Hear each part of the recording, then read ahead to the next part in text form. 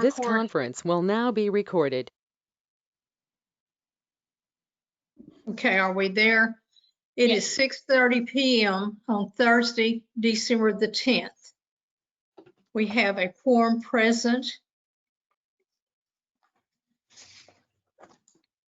And we're going to read all this good stuff that we need to read about the COVID and everything. Notice is hereby given in accordance with the order of the office of the governor issued March 16th, most recently extended on December the 6th of 2020. The City Council of the City of Rome will conduct its special meeting scheduled for 6:30 on Thursday, December the 12th, 2020, by telephone conference in order to advance the public health goal of limiting face-to-face meetings, also called social distancing, to slow the spread of the coronavirus. This meeting will be— That's all you need to read at this point. Okay, we don't have to go into the suspension. Thank you, Carvin. It's been posted, so you can just skip right on down to wherever you're ready to proceed. Okay. Members of the public who wish to submit written comments on a agenda item can now speak. Shannon, who do we have? Ma'am, the first speaker is Michelle Pittman DeCredico. Michelle, when you're ready. Thank you, Shannon. My name is Michelle Pittman DeCredico. I live on Cheyenne Trail North. Comments are my own personal opinions and do not reflect any other organizations that I'm associated with. Election season for the City of Rome is over. The dust is settled, and it's time to reflect on what happened and look forward to the future. Based on personal observation, we have two warring sides creating division in this governing body and in the community. It is going to take time to recalibrate the group dynamics of these opposing sides. However, if the group dynamics do not improve quickly, then the city as a whole will be the laughingstock of Wise County once again. Yes, there is division, so let us not pretend that it does not exist. The first step to overcoming something is to recognize that it exists. Yes, we had a politically charged election. Yes, the bond failed. Yes, the new mayor allegedly made negative comments door to door about the current council. And yes, the new council person had been recently removed from a position on planning and zoning.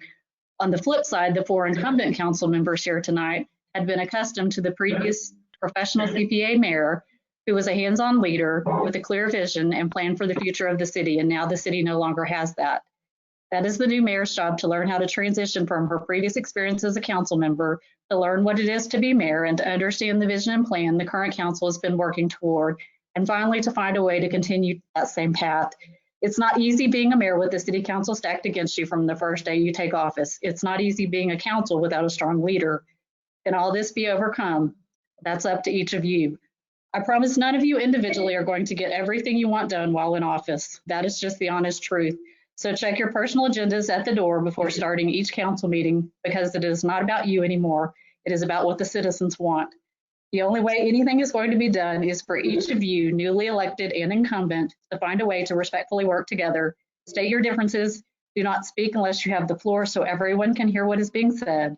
Do not cut each other off. Give each person time to say what their thoughts are. Then, after you've had the opportunity to speak, you will need to come together and to decide as a group. It is okay if you do not vote unanimously on items, but it sends a stronger message to the public if you can find a happy medium on agenda items and have a unanimous vote on the matter. Split votes are just indicative of the division in the governing community. It is time to overcome the division, but that takes each one of you checking your ego at the door. Council members work to find the solution through meaningful discussion and ultimately come to a decision that shows a willingness to work together. The difficult decisions are always easier if you can all agree on the solution as a whole. To the new mayor, look around at your city council.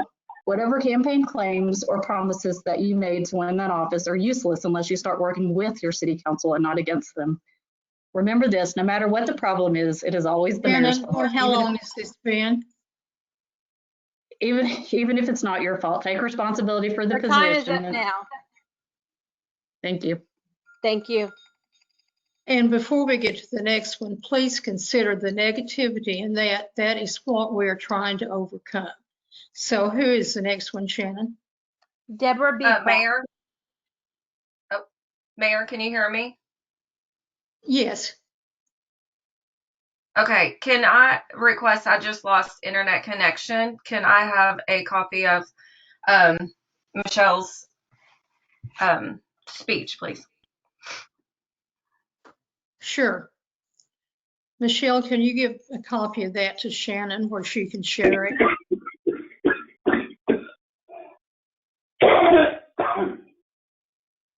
I believe we're making a recording, so you can just listen to the recording.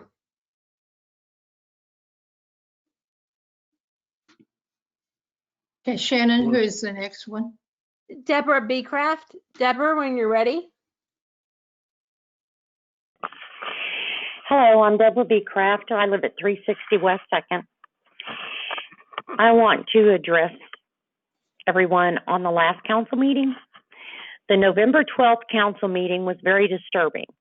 The newly elected mayor, councilwoman, and the re-elected councilman were not sworn in until halfway through the meeting. I have never seen that happen before. In the past, the votes were always canvassed and the newly elected sworn in at the start of the meeting. Maybe it was a COVID thing, or maybe just the old mayor and council not wanting to step down and turn over control. Whatever the reason for this oddity, it was shameful, embarrassing, and ill boding of times to come when the first thing out of the re-elected councilman was open hostility towards the new mayor and council person. The rest of the 4.5-hour long council meeting, there was open hostility coming from this councilman. I am hoping he gets over the fact that the candidates he was backing lost and remembers he is there to represent the citizens and learns to put his feelings and differences aside and learn to work with the new council and mayor. He was not reelected to vote his feelings or act out his anger, but to do what is best for the city. That means looking at things with an open mind, consider all the possibilities and options, no matter whose ideas they are, and vote what is best, not just what he wants or what his personal vision is, or just to be voting against anything newly elected officials suggest. This newly re-elected council person throughout this meeting made motions on multiple agenda items for the duties of that item that was being discussed to be given to the city administrator to negotiate for the city, instead of the mayor allowing her to do what she was elected for. This open hostility towards newly elected officials is pointless, damaging, and harmful to all the citizens of this town. If he cannot put his differences and feelings aside and work with the current elected officials, then maybe he should resign his position. Thank you. Thank you, ma'am. Next up is Tommy Eason. Tommy, when you're ready.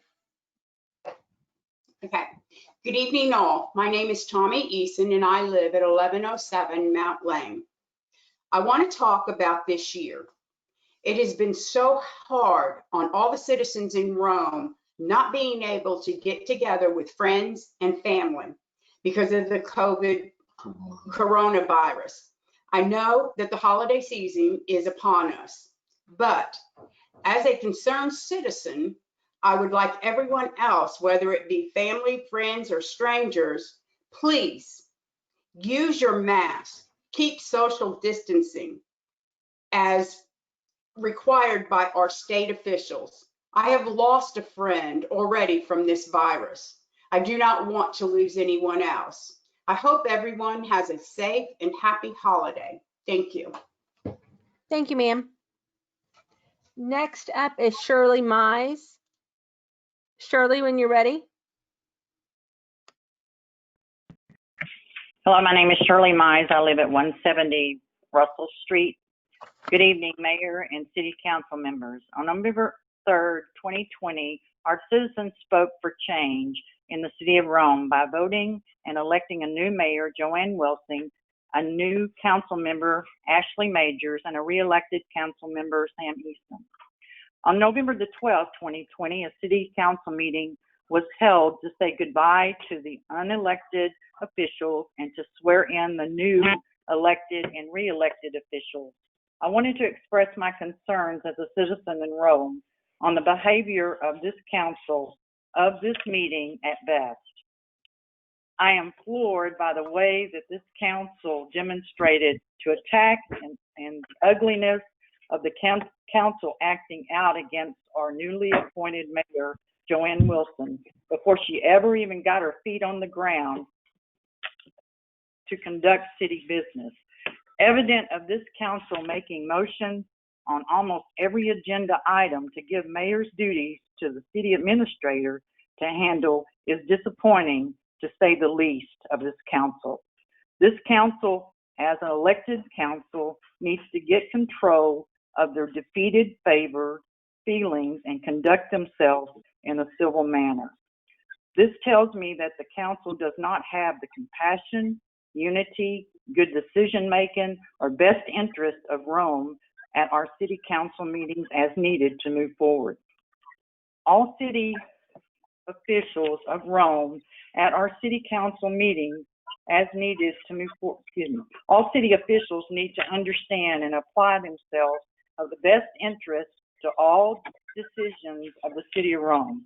I would like to share with the mayor, city attorney, and all council members what is expected of all elected, appointed, employed officials, which is found in the City of Rome Code of Ordinance, Article 1.07, Code of Ethics. SEC point 1.07.001 findings. A, the public judges its government by the way public officers and employees conduct themselves in the posts to which they are elected, appointed, or employed.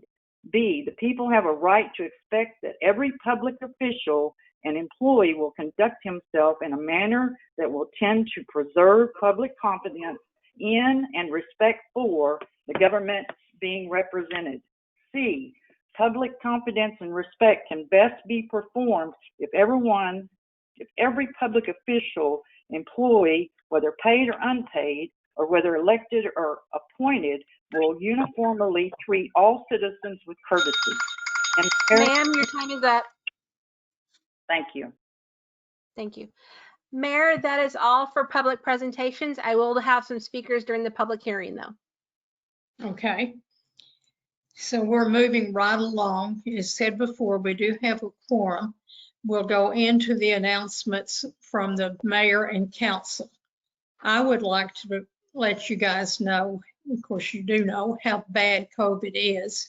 Like Tommy said, she's lost a friend. We recently lost a member of Rome's Veterans Group, John Pettit, a good man, husband of Carol, and a friend to all.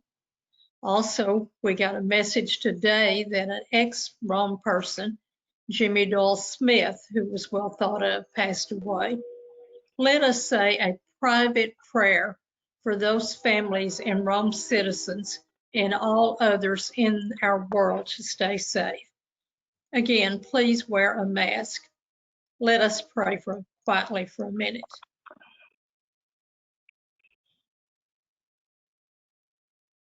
December events. That's what you're supposed to be on. Thank you. Remember, everybody, our new garbage contract begins January the 2nd. Please pass the word and refresh yourself with placement, content, schedules. We are going automated. For questions, there is a number, and it is not at the Rome City Hall, but please call Waste Connection at 817-222-2221. Again, 222 and then 2221. If someone you know may have physical limitations, this is also the number for them to call. Council, do you have any announcements? I have one. Okay. Oh, go ahead, Elaine. I saw your hand. Whoever's next, go. Who do you think was ahead of you, Sam? Elaine, we can't hear you. Can you hear me? Now we can. Oh, I think we lost you again. Let's let Yep, you Sam go can. ahead and then we'll come back to you. Could you hear us for that? Just yes or no nod? Okay, Sam, go for it. Joanne, thank you for mentioning about John Pettit passing away. It was a terrible thing that he got COVID-19 and passed away. There were many more people got infected. I want to encourage everyone to wear masks, observe social distancing, don't go to any parties or events. The infection rate is at an all-time high. Even if you think COVID-19 is a hoax, show each other the respect to wear a mask. Thanks, Sam. Elaine, are you back with us by chance?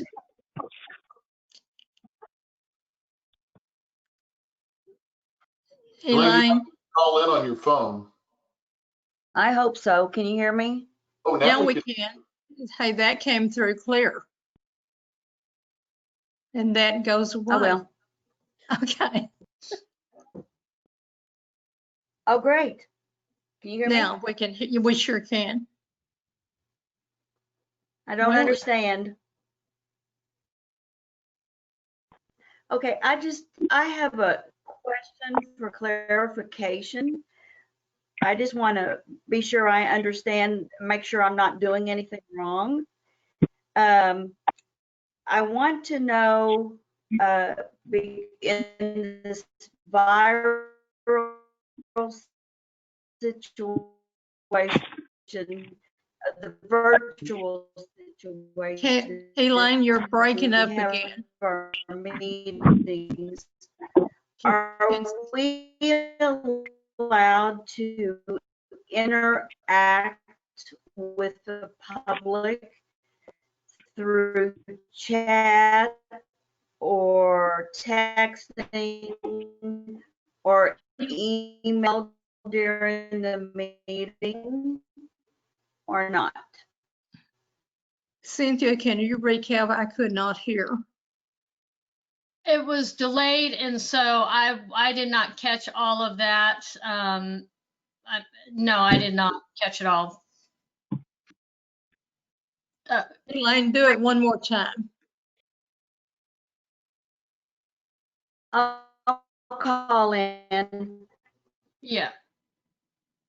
Yeah, call in on a phone.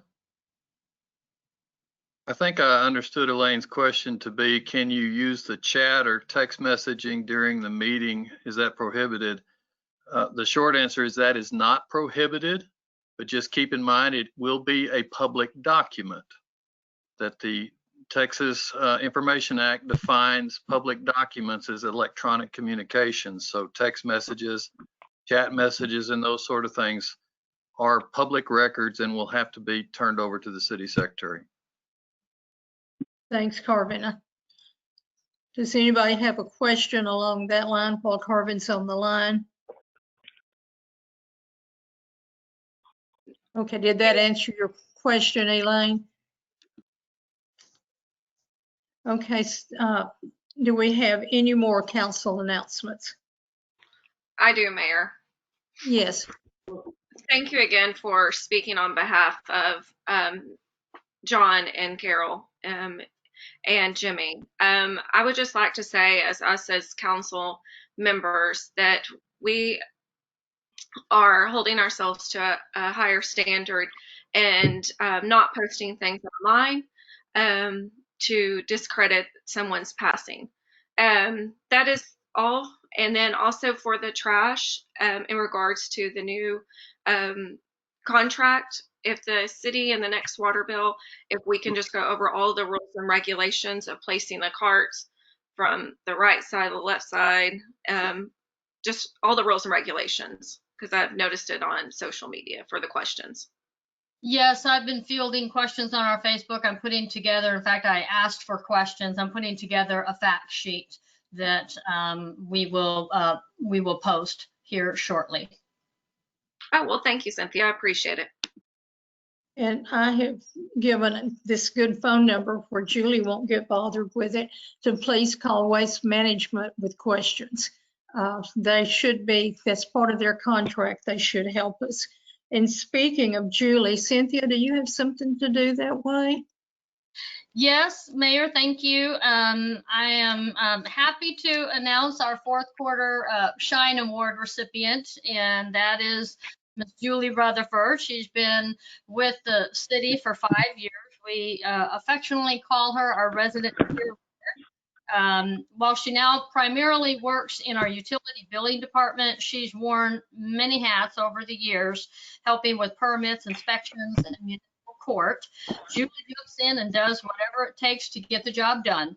Her positive outlook and bubbly personality influence the entire office and all of our residents as well. She genuinely cares about our residents and greets everyone with a smile, going above and beyond to listen and assist. While a fellow employee said the following about Julie, we've heard residents express similar sentiments. Julie is a joy. So Julie, I don't think she's on the line tonight. She wasn't able to make it, but we really appreciate her for going above and beyond, building relationships and trust with our Rhome residents. So congratulations. Now I'd like to add to that. How many years has she been with us, Cynthia? 5+? Yes, Mayor, right at 5 now, yep. And she gets positive talk every time you go out. You know, oh, I met Julie, or Julie helped me, but I have a personal experience. I got a call from Julie several months ago, and it seems I had paid my water bill short, and she didn't want me to get a notice or, you know, extra charges. So she put the 10 cents in herself. You know, I in turn later on paid her, but she cares. She goes further than anybody to make sure the world is going round and round and she can help it. But thanks, Julie. And there's going to be other, to have any more council people. Ashley? Yes, Mayor, I just want to say that all I hear around town, and as well as myself, think that Julie is the face of Rhome, because she instills happiness, laughter, and just a great person to work with, or just her fielding calls to speak to someone else in the office. So I'm very happy to, and also to congratulate Julie for 5 years. Anybody else? Yes, I would like to say I'm proud to call her an employee and a friend. Who doesn't love Julie? She's a sweetheart and an angel here on earth. Congratulations, Julie. And that was from Krista. Okay, if we have nothing else, we're going to move from the Shine Award, but let's conduct our meeting with decorum and civility. We have the consent agenda coming up. On it are 3 things: the minutes of the previous meeting. I have talked to Cynthia. I disagree with that one. The fire department, they have their application, not their application, their manual. One thing I would like to see them add to that is on their application for a new employee to say something to cover us, like drug testing may be required. Right now, we're not doing that, but if we had it on the application, I think it would be better. And special thanks to the Rhome Library for keeping Rhome in the spotlight when they do. And does anybody else want to pull off the consent agenda? I do. Mayor, it's Ashley Majors. I just would like to see, I would just like to see for, as a city as a whole, that we work in conjunction with the library. If we're on our Facebook page and Mayor, yourself, can try to promote them, even though that they're not a city-run library. But just to have something just to promote them as well, because it's great to have them in our city. Well, and I think along that same line, frequently when people are looking at our city, one of their questions is, do you have a library? And we can greatly say, yes, we do. So now moving to monthly staff reports. Do we have anybody that wants to pull some of that off? Mayor, take a vote on the consent agenda.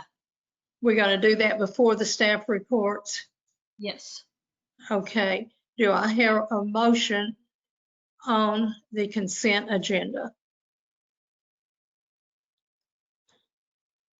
I would like for it to say this council meetings from November 12th will be revised.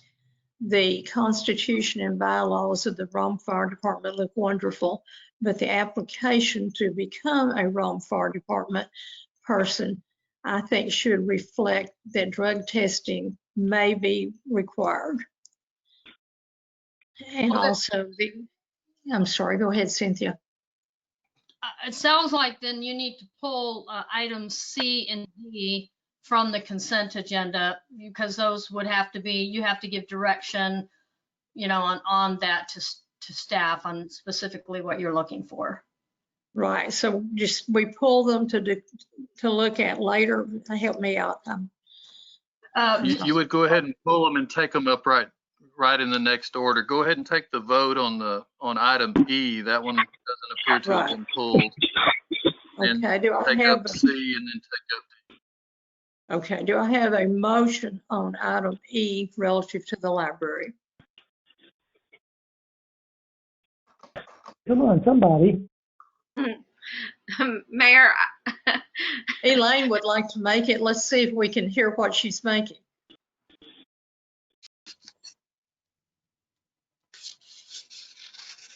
Are you saying let's approve item E? And she's shaking her head yes.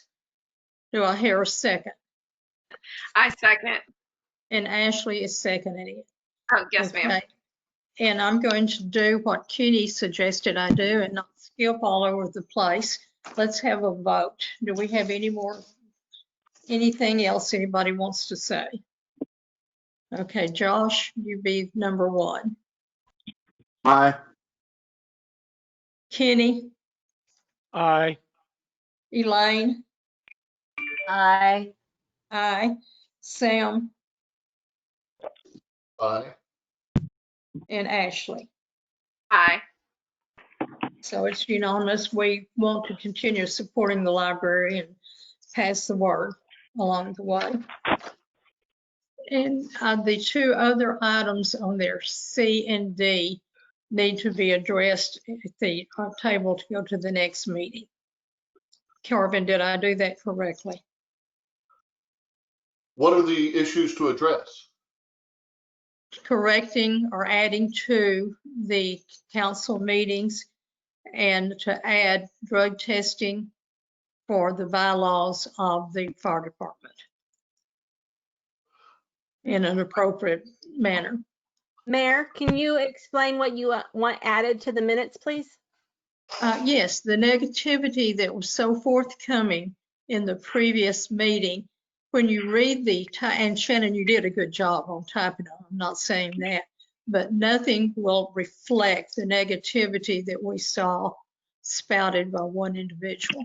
And I think it needs to be documented. Well, I believe that instead of calling that negativity, this is how the sausage gets made. There are two things you don't want to know how they're made, and it's laws and sausage. Well, and I will address that with Shannon. In trying to voice my opinion, I got interrupted many times. At no time did I raise my voice. I was merely trying to say that we have issues and that we should learn to work together. And I think you and I have had a conversation since then. Let's do work together, Sam. But that needs to be historically documented. And I believe I have floor, and you don't get to interrupt me. Thank you very much. I'm not trying to be negative. I'm merely trying to take my opportunity to say my piece. We have issues. I want to move forward. I want to work together. But yet I got spoken over many times. I got interrupted many times. The negativity, it's on what side of the coin you're on. Well, let's let the thumb drive speak for itself. And when Shannon gets a chance to look at it, we'll see where it goes.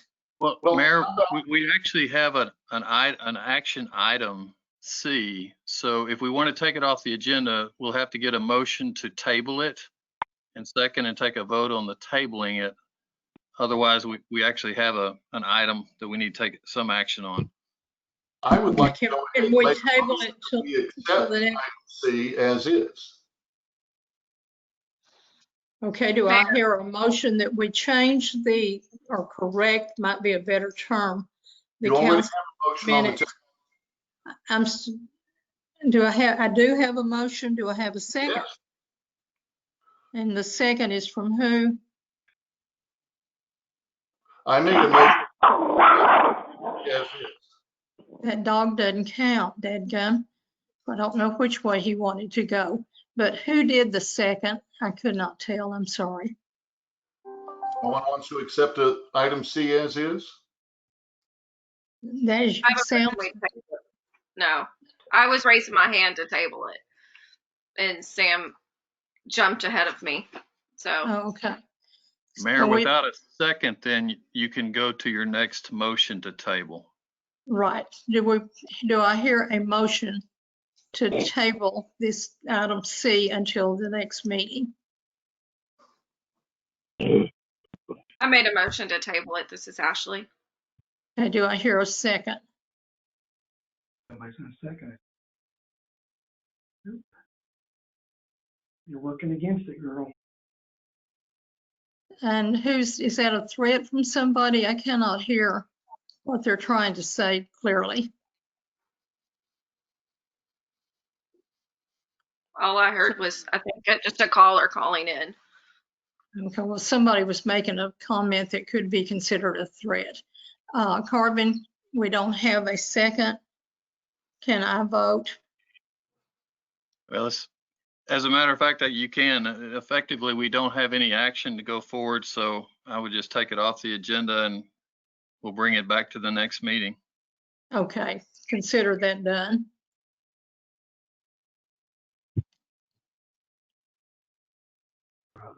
And you can now go Okay. on to item D. Right, we're going to the, what about the application for the fire department to include for new employees or new volunteers, I should say, have something worded properly in there that says you are subject to drug testing. Do I hear a motion? I have a comment? motion. Sorry, I have a motion to accept. I don't think we should have just a general drug testing change to the bylaws. If you want to have drug testing, then I think you need to itemize just exactly what it is you're testing for and what constitutes a pass and a failure. I also Okay, don't. Sam, is I that also something don't know if you we could can look just into? take that too, because that is something that is voted on by the, I believe, the board of the fire department. I believe they need to vote to add it in and then bring it back to the council. Is that correct? Carvin. That's my understanding. So I really think at this point, what you're really going to have to do is just decline to approve the proposed amendments and just send them back with your recommendations that they make changes to them. Okay, can I do that without it? Go ahead. Go ahead, Sam. I'd like to point out, when you're looking at the bylaws for the fire department, at this moment, we have an all-volunteer fire department. And to say you want to drug test volunteers, I find ridiculous. So I would like to make a motion that we accept the bylaws as they are with no addition of drug testing. Okay, what about them driving city equipment? What do And you I feel will about second that? that. I thought I already made a motion to accept, but if it goes back to the board, but I'm with you that they're driving city vehicles. It states in here that for if they have a DWI or I'm trying to get to the page, but they are subsequently driving, may have their driving record obtained by the department. And then, sorry, I have it circled on in the 166 pages. But I do think that we also need to look at the drug testing when they're hired, and then do routine. So since they are driving our city vehicles. So I think that we need to send it back to, as I already said, is what Carmen said, but what I said is as well, going back to either tabling it, taking it off, and then putting all of our recommendations in. Well, Ashley, you Yes, didn't get a second to your motion as I counted it. So I think the motion on the floor is Sam's motion, and I believe it was seconded. So And Kenny, I think seconded. Or Josh, was it Kenny? Councilmember Crenshaw seconded. Okay, there is a motion on the floor to approve the bylaws without amendment. okay, do we have discussion? Any more discussion? I mean, you don't need discussion. You made a motion and a second. Take a vote. You have to take a vote. Yeah, who's this talking? You're not muted. Yeah, a caller's not muted, and I think we know who that is, but thank you for the input. Okay, let's take a vote. We have a motion that says accept the bylaws as written. And we've had a second. Do we have any more discussion? And the main thing is do not require or do not put in the bylaws drug testing may be required. Okay, here we go. Let's have our vote on the thing. And Josh? Aye. Kenny? Aye. Elaine? Aye. Sam? Aye. Ashley? I'm not in favor. So it passes 4-1. So they do not have to have a provision to do drug testing.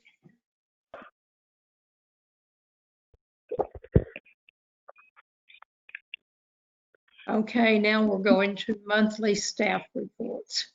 Does anybody want to pull anything?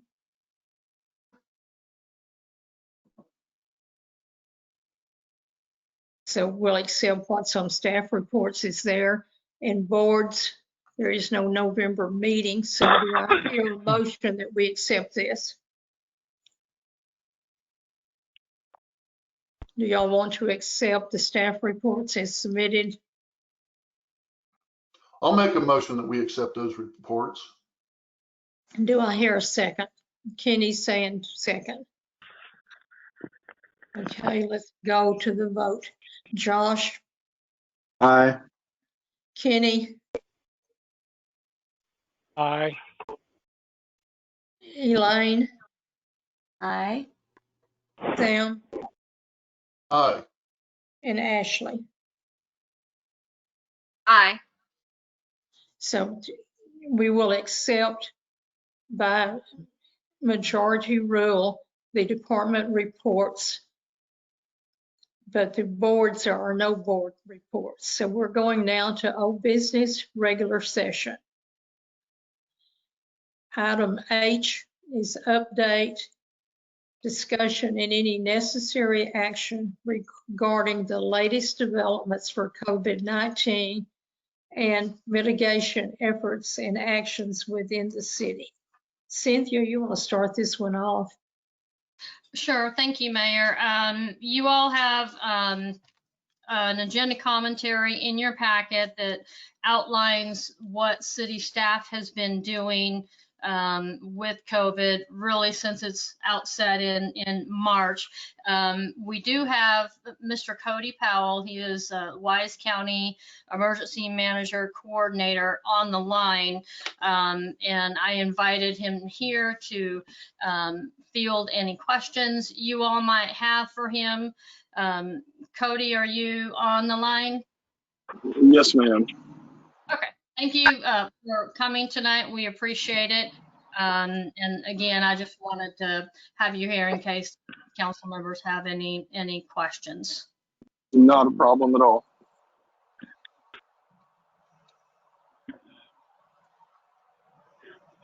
Okay, does anybody have any discussion or any questions they would like to ask about how we are handling COVID? I do, Mayor. I would like to discuss, I know there's some city officials or city residents that have contracted COVID.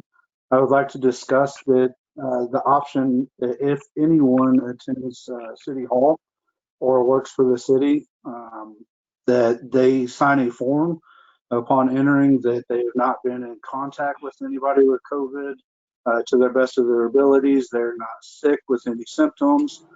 That way we can help mitigate it. And then that way, if someone does come down with COVID, it would help us track down potential cases, people that may have come in contact with before or after. So I wanted to see what everybody thought about having a form signing.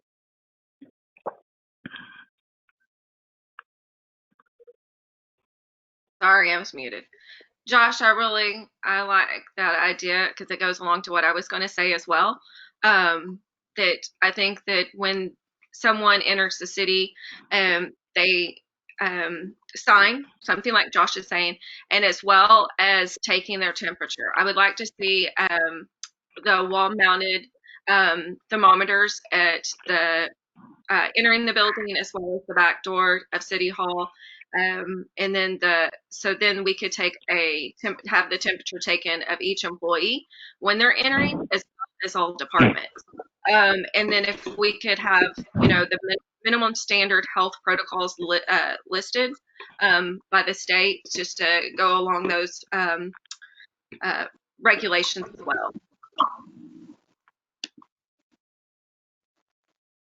Okay, Cynthia, this would affect you and your group also. Do you have comments? No, I will say we do, and we can do that. We can develop a form. We really don't, let me just ask for some clarity. We really don't allow that many people in City Hall right now. So are you saying, Josh, anybody that comes in the front lobby, you would want to sign that form before they do business? I wouldn't say necessarily the front lobby because there's the plexiglass that separates the employees from the people. I would think anybody that has meetings in the back that are in contact, in direct contact, that those people sign any forms, as well as Public Works has any meetings, or if the police department has any meetings in their building where they're not separated. I think those are the cases that we want forms signed. So Josh, are you saying basically anyone that goes into that building, for whatever reason, they need to have their temperature taken and just sign, just sign your name to a document, and you could have 50 people on the list that said you haven't had contact with anyone with COVID in the past, say, 14 days. Yes, sir. I'm talking employees and visitors. There are many businesses across the nation that are already doing that. I know our business requires it, even get into the building. So whether it's an employee or a visitor in the back of City Hall, I think for our responsibility, we need to keep track of who's coming in and out and make sure that they sign those forms. We can do that. Again, just it will be a short list because we don't allow that many people back. We are handing off even staff, we're handing off mail through the back door by and large. There have been a couple of instances, as you all know, we had the auditor in a week ago. And, so we can definitely do that for those that are coming in the back. Could we, because of being a paramedic and the formal medical training, could we get an opinion? I see that Daryl's on the call.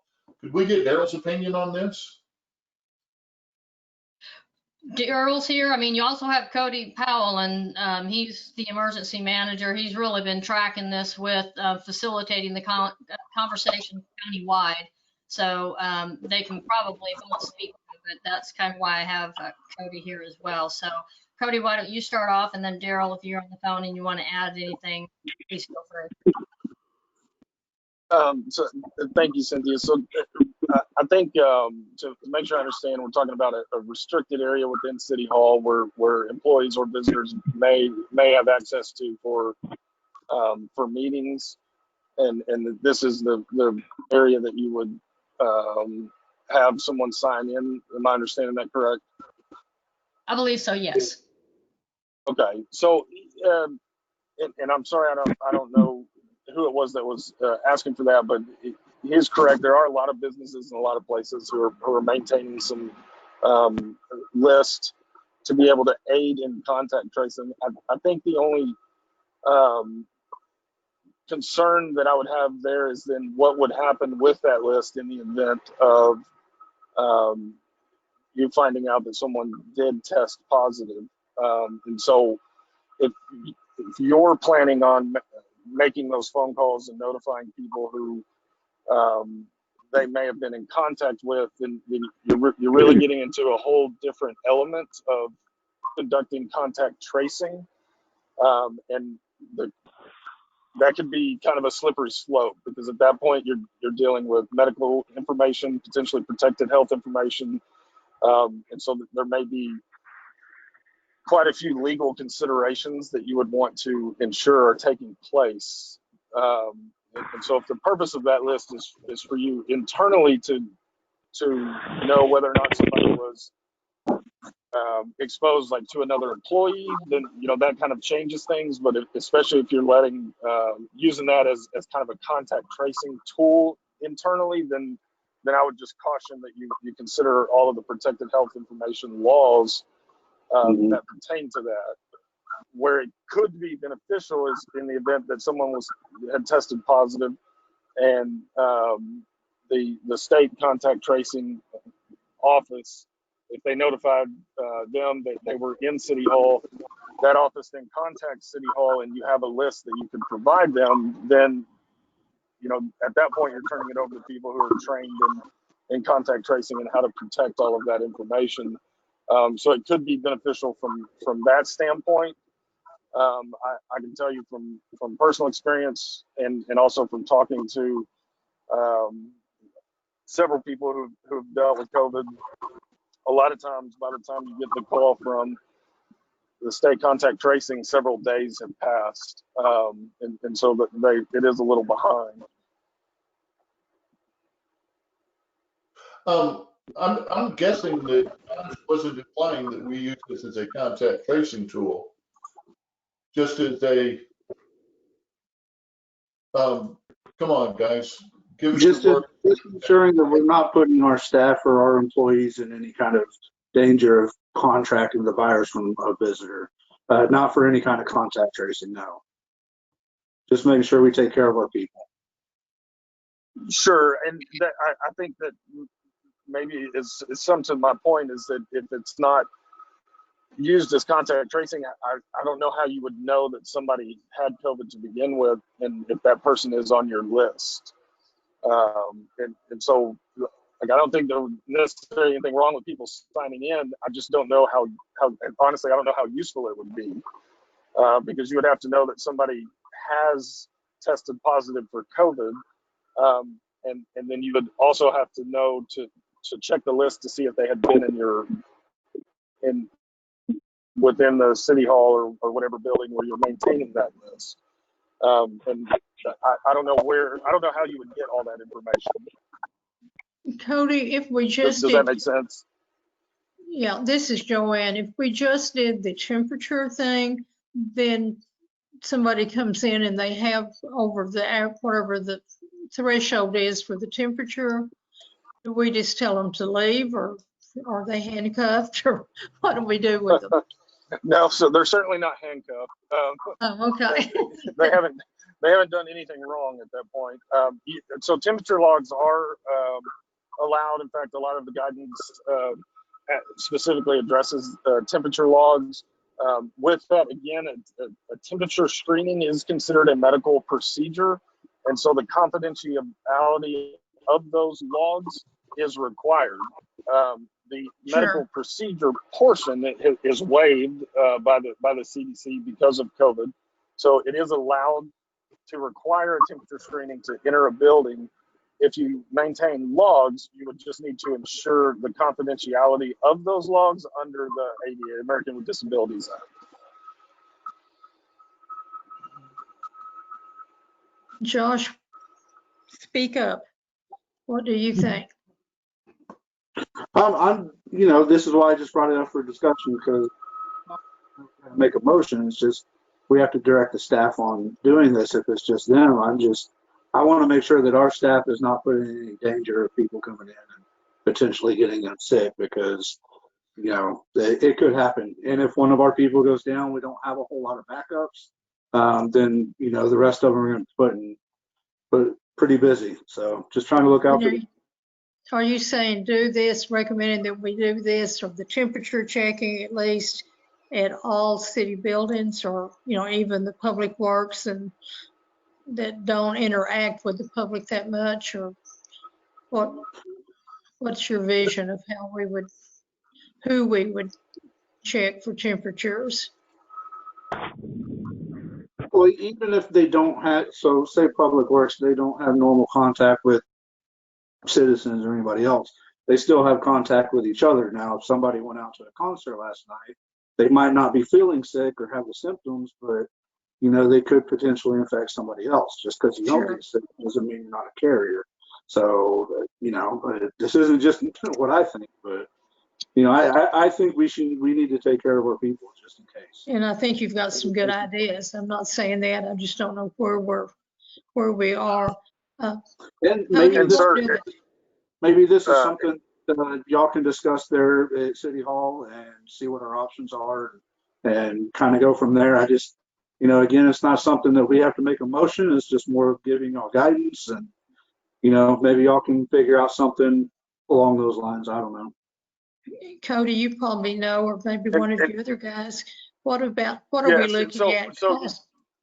And to your point, and I agree with you, if somebody went to a concert or went somewhere, or there are people who carry the virus who are not showing symptoms, and really one of the problems with slowing the spread, not just here locally, but across the nation, would be that person isn't going to show up on the temperature check.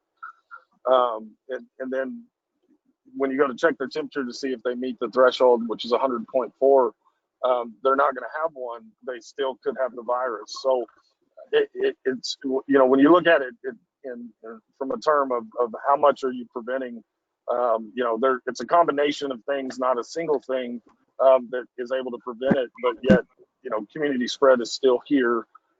It still happens. So the other factor, and I'm not familiar with the layout of your building, but someone mentioned that you have plexiglass up.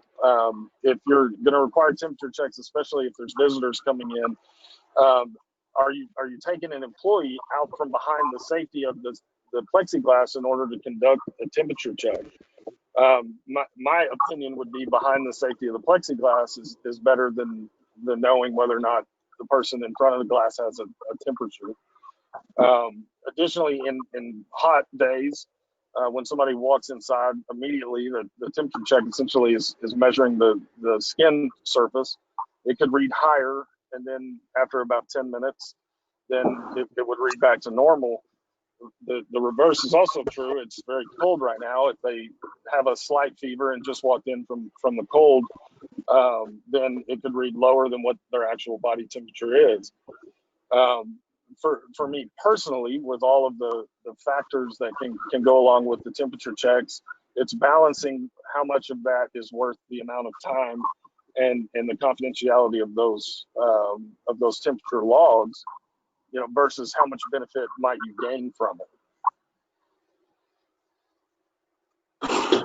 So, well, do we have to do a log on everybody, or if somebody comes in and they go above the line, they have to leave anyhow? So, and I don't have a good handle on this either, but would it work just as well to just do the temperature? In essence, you walk by it and it tells you your temperature. And then whoever is sitting in the two front offices would say, I'm sorry, but why do we need a log, I guess? Well, I What do understand. you think? As I understand what Cody was saying, there's two, protocols we could adopt. We could adopt taking temperatures. We wouldn't keep a log. And if they have a temperature, then they don't come in. And by and large, this is going to be employees. If we keep a log, we're really kind of getting in, we have to keep it confidential, and we're kind of getting into a slippery slope. So, they're two separate things. You can take temperatures and not keep a log. And it's just if they have a temperature, then they leave. And did I summarize that correctly, Cody? That's correct. And if you're talking primarily of employees, then that's one thing too. One thing and with the city, and I'm sorry, I apologize working for the county that I'm not as familiar with all of the city laws too. But the one thing to consider is depending on what if it's a citizen, depending on their purpose for coming to City Hall, that whatever. And y'all would know much better than I would why you would typically have someone coming into City Hall, that you ensure there is some sort of continuity for whatever business that is to still be performed if you're not allowing them into City Hall. And so that would be for the part two to that. If you're going to deny access into the building itself, that there's something in place for whatever their business or their purpose for being there, to still be able, access to government and government services it's still maintained. This is Daryl, Fire Chief. Can I say something? Please. Yeah, go ahead, Chief. I know you're also on I think Cody just hit on the last part I was going to talk about. I think sometimes we're focusing a little too much on how we're going to handle the public when we need to look at more of the process of limiting the public.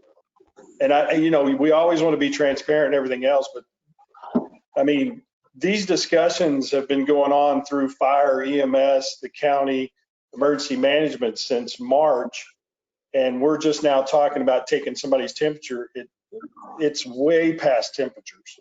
And to kind of give you the aspect of what he was saying as far as getting information, as far as even fire departments, EMS departments, we don't even know what addresses are out there with COVID when we catch calls. So for us to be able to find out if somebody by putting their name on a list is going to give us that information, we're way behind. So I think it's something more we need to be more proactive towards limiting instead of how we're going to do as far as temperatures and things like that. Okay. Daryl, thank you. Well, what about if we have an employee that tests positive for COVID? Because I know that there are a lot of businesses that, again, to make sure that the business isn't impacted, the safety of their employees, that if employee tests positive, I'm not saying they've just been around, they test positive, we can at least do the notification of everyone in the city that's had contact with them. Yeah, this is where it gets a little bit gray, and Cody might be able to help me out on this one. But there's a lot of discussion on whose responsibility is for contact tracing. So there's cities and counties out there that don't even know who's responsible for it. Is it the city? Is it the business? Is it the labs? Is it the personal people? So Cody, you might be able to explain that a little bit better. Yeah, so really to backtrack just a little bit, so you have some background information. Any laboratory facility or medical facility who conducts or tests for COVID-19 are required to report the positive results of that test to the State Department of Health Services, and those reports go to the regional office, which is our public health office. counties that don't have their own public health office by default use the regional office as their public health office. But then those counties also appoint a public health authority. So from the regional office is where what we call the line list is developed, which is then sent to the county. There are only 3 of us at the county who receive that list, and we are required by law to maintain the confidentiality of the people who have tested positive. We're only allowed to use the list for the purposes of protecting first responders. The way that we do that is that we are able to confidentially flag those addresses within our CAD system so that the dispatcher, if there is a 911 call to that address, is able to notify the responders who are on the way to that address that they may encounter a COVID positive patient. Once the regional office develops that line list, any of the new patients are sent to THT, which is Texas Health Trace. So any new cases are sent there, and then the person who tested positive will receive a call from Texas Health Trace to follow up with them about when their symptoms began, when they stopped going to work, hopefully, and who they may have been in contact with, as well as any members of their family that live in the home. Our local order requires that any immediate family member or anyone living in the home of a positive patient is also required to quarantine. The state health orders requires any COVID positive patient to quarantine. So the people that they're in immediate contact with or live with are all required to quarantine for the duration of that time period. But the contact tracing itself is conducted by Texas Health Trace, which is essentially a contract agency that was developed under the Department of State Health Services. So what am I hearing here? Are we to test, not test, ignore, go away? What I am, and I know everybody's made some very good points. I don't mean that, but I don't know. Like, I think we're, like Josh says, we're here for discussion, but have we actually come to any conclusions? I think the consensus basically is that y'all are already doing everything by limiting the interaction between the citizens and the employees by staggering y'all schedules. Y'all are pretty much doing everything we can possibly do at this point. So I think really there's nothing else. My other question, Mayor, is what is our SOP when it comes to city employees that do contact COVID? I guess, God forbid, well, we saw that a couple of weeks ago, and I think Cynthia probably directed most of it, proper procedures seem to have worked. What are the procedures? The procedure. Right. Real quick, Cynthia, can everyone mute if they're not speaking too? But I'm sorry to interrupt. I just have a lot of background noises. Thank you.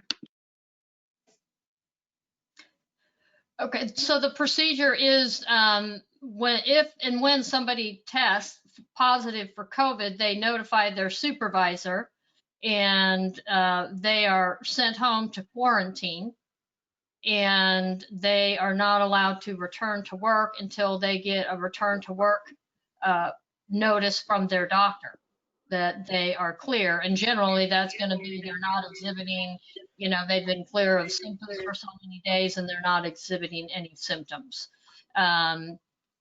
If they have come into contact with anybody else, and it's, is 6 feet without a mask, then, you're looking at that person that they might have come in contact with, that they are exhibiting symptoms, then they may be asked to quarantine as well. But they're definitely going to be notified. Yes. Okay, it kind of sounded like, okay, well, I know that person A tested positive, and so I know that they had contact with person B, and so I would determine if you contact person B and you make sure you were in contact with A, and we just want to make sure you know that this person was positive. Well, when you say they're notified, yes, when you say they're going to be notified, I'm talking about other employees are going to be notified. Yeah, that's what I'm saying. I just wanted to. Yes. You weren't being explicit. And so, Cynthia, can I jump in on that one for a second also? So I would be cautious about how that notification takes place, because if you tell employee B, employee A tested positive, you've now divulged the medical information of employee A to employee B. So the really tricky part and hard part about a lot of the things, and I think some of the confusing part, is that PHI, HIPAA, ADA, which is really the big three when it comes to the protection of a person's health information. None of that protected health information has been waived. So there's been a lot of things because of the disaster that has been waived, but the protection of health information has not. Now, there are ways that you can notify someone of a potential exposure, and that person may know who it is or may highly suspect who it is, but you can't necessarily tell them who it is. Yeah, I'm going to second what Cody's saying. That's exactly right. We will not be identifying individuals that work for the city that they have any particular medical condition. We're not going to do that. So my other question is for City Hall staff, they can obviously work from home while they quarantine, but what about our police department or public works or those people? Is it mandatory vacation time, sick days that they have to take, unpaid? What do we have in place for those people? Well, the CARES Act requires, I mean, we have to provide 80 hours. After Okay. 80 hours, they have to use their PTO. Carvin, you can correct me if I'm wrong or go into the more detail. That's correct. Perfect. And also to Councilman, with the employees that you just mentioned as well, there, and I can send Cynthia the link to this information to send out to y'all if you'd like to review it.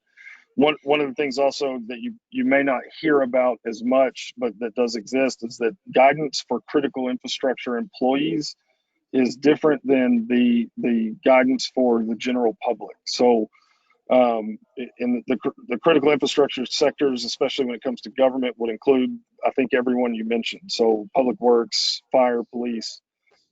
So even in the event of a confirmed close contact of a critical infrastructure employee, it is not necessarily required for you to send that person home to quarantine if it will affect the operation of the critical infrastructure sector. Okay. And so the best example to give of that is that if you look at the general guidance that's been put out that states whether or not you're if you're within a COVID patient for more than 15 minutes, whether or not you have face protection on or not, then it would require quarantine. If you applied that guidance to the local hospital, every nurse in the hospital would be quarantined, and we wouldn't have a hospital. So the critical infrastructure sector's guidance is really the one you would want to look at to determine how you would handle any of those employees. And public works is a critical infrastructure sector. In fact, not a lot of people realize public works under Homeland Security Presidential Directive number 8 is actually considered a first responder. Thank you, Mr. Powell. Can you provide that to Cynthia so she can send that all out to us? Because I think that's some good information we could all use. Yeah. Do we have anybody that has anything else that wants to? Yes, Ashley, yes. Cody, do you have any other recommendations that as a city, I know you've given us a lot, but do you have any other recommendations for us as a city in a whole that we could be doing that wasn't presented tonight? It sounds like, and I apologize for not knowing more about everything you have in place, but face shields or the protective barriers that you have at City Hall. I've heard many of you speak tonight about wearing masks, and really driving that point home to the public is that is very important, and y'all all seem to be on the same page with that, which is good. Continuing to encourage the unfortunately the guidance that is unchanging, that we've all heard day in and day out for months, which is the social distancing, personal hygiene, stay home if you're sick. What I've found through working with cities and speaking with colleagues from other counties is there's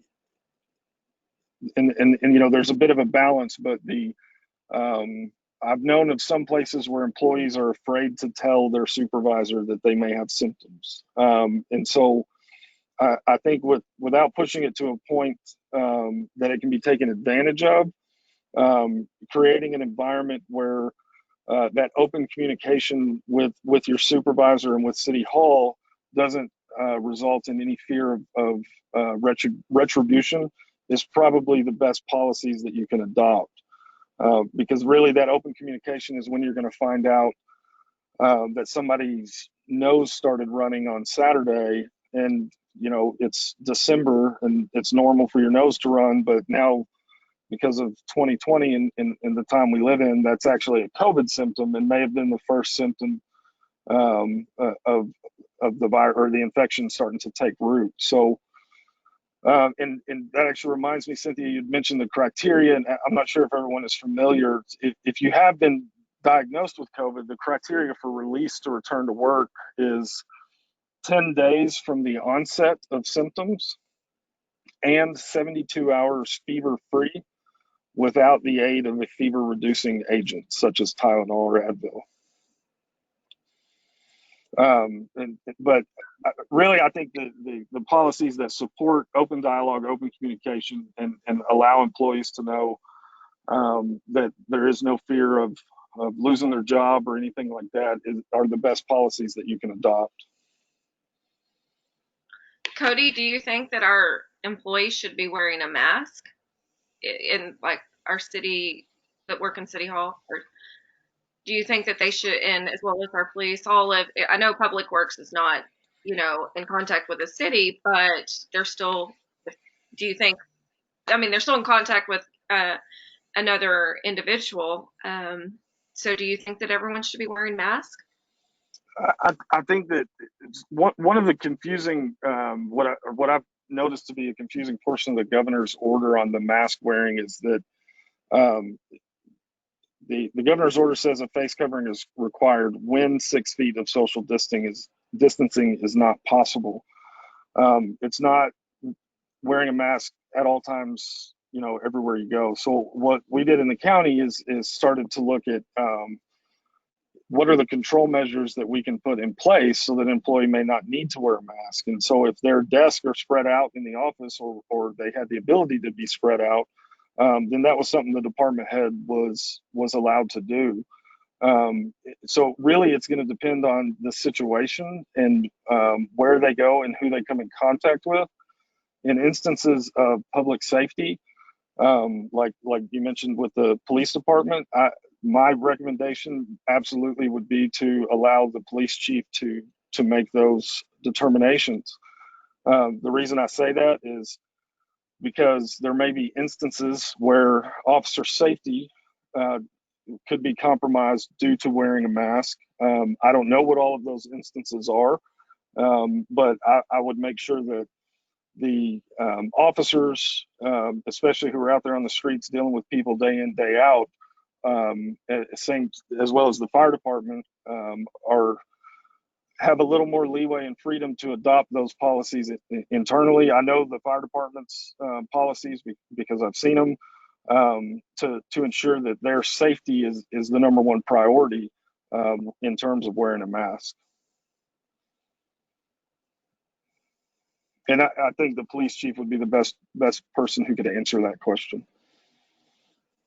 Thank you, Cody. Thank you for all of your information. Basically, no problem. And do what we're doing and hope for the best. There's, unfortunately, there's that's the same boat a lot of us are in. I mean, we could be here all night long, but if you look at the history of pandemics, slowing the rate of community spread is a step in a pandemic. Once community spread is confirmed, then the next step is to protect the vulnerable populations and critical infrastructure. Really, we as a whole, being the state and the country, are still very focused on what falls into slowing community spread.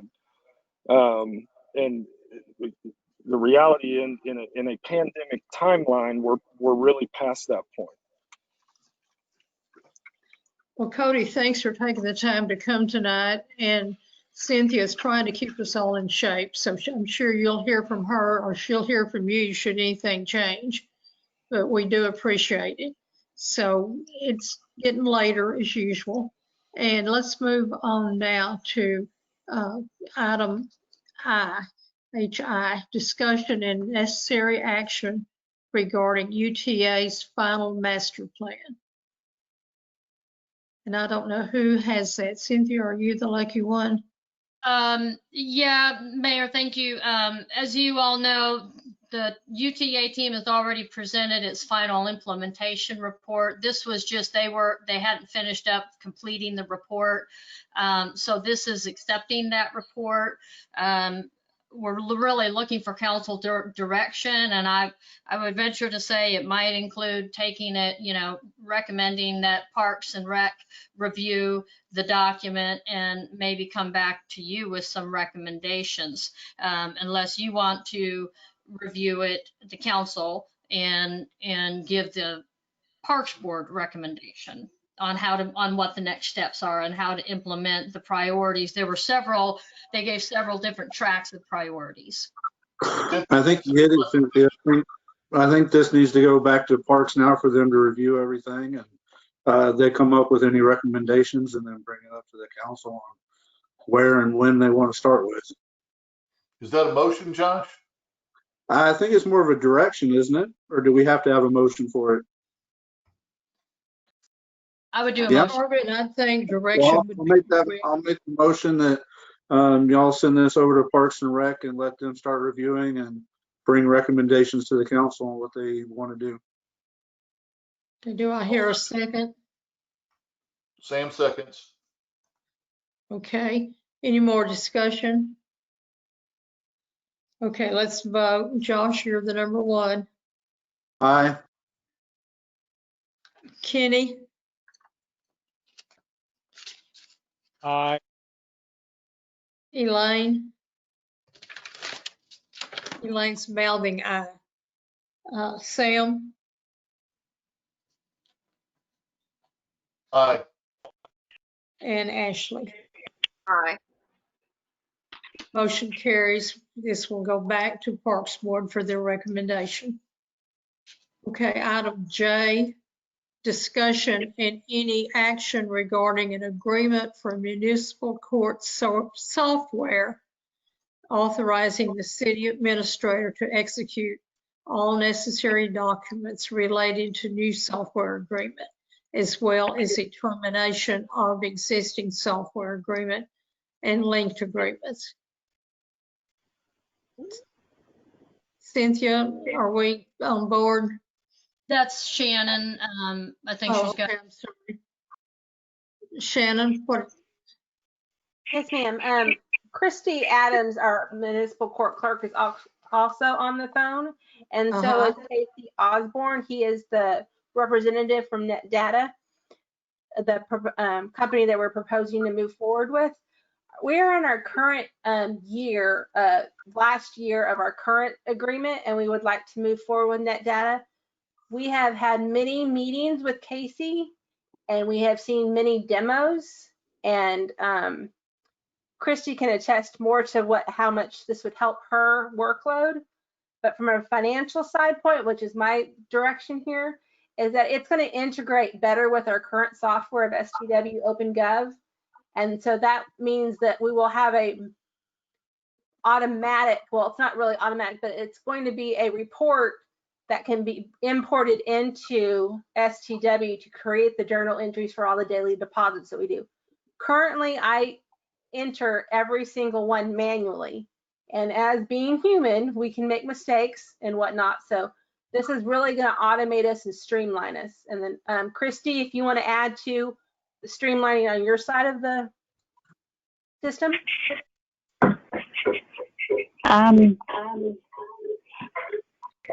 You did really well with the journal part. I have known Casey for a couple of years, and the current software I have, we are ending our contract with that, but there are a few positives that Net Data will take over that I will not have to do any longer. Currently, when I'm sorry, I'm getting feedback, so I've got to walk away.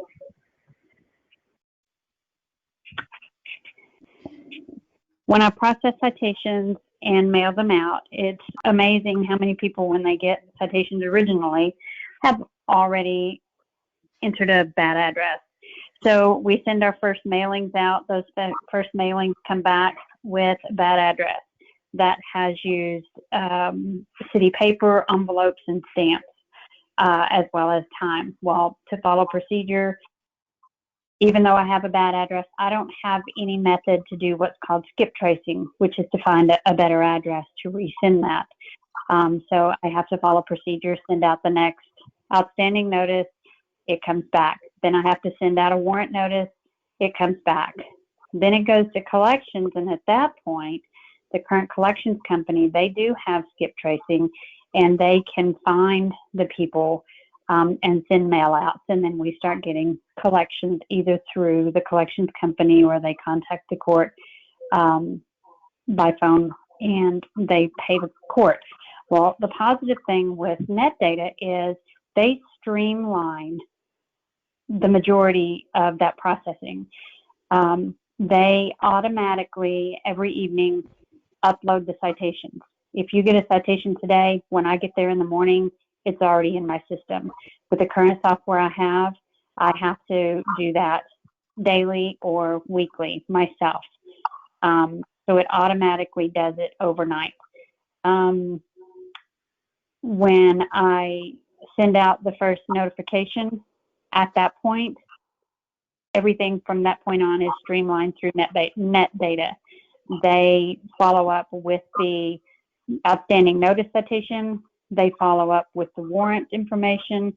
When I get that first letter back that has a bad address, all I have to do is mark this little box on Net Data, goes straight to their system, and they know to start skip tracing.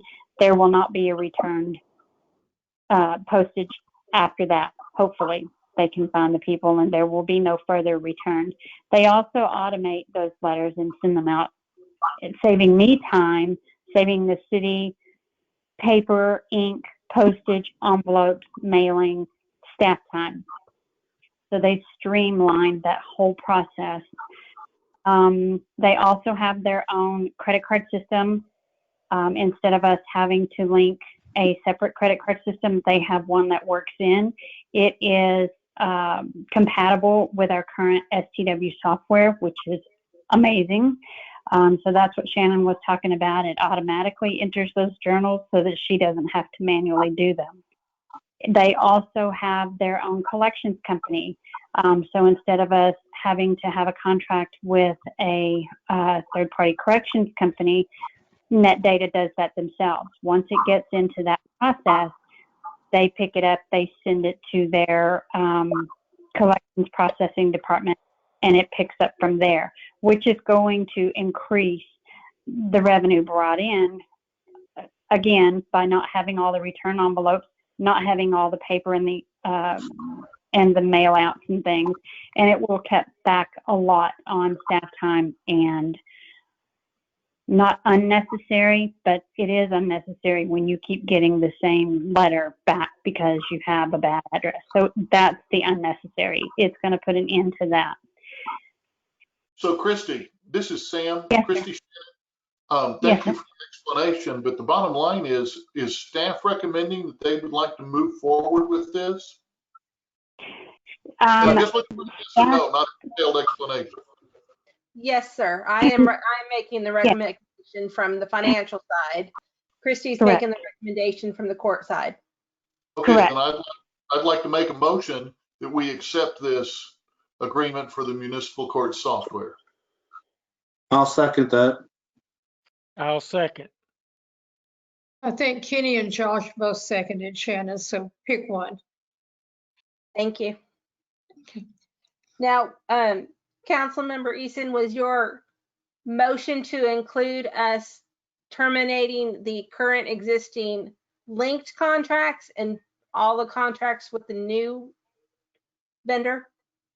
I am going to make the motion to follow staff recommendation. If it's staff's recommendation to do that, then yes.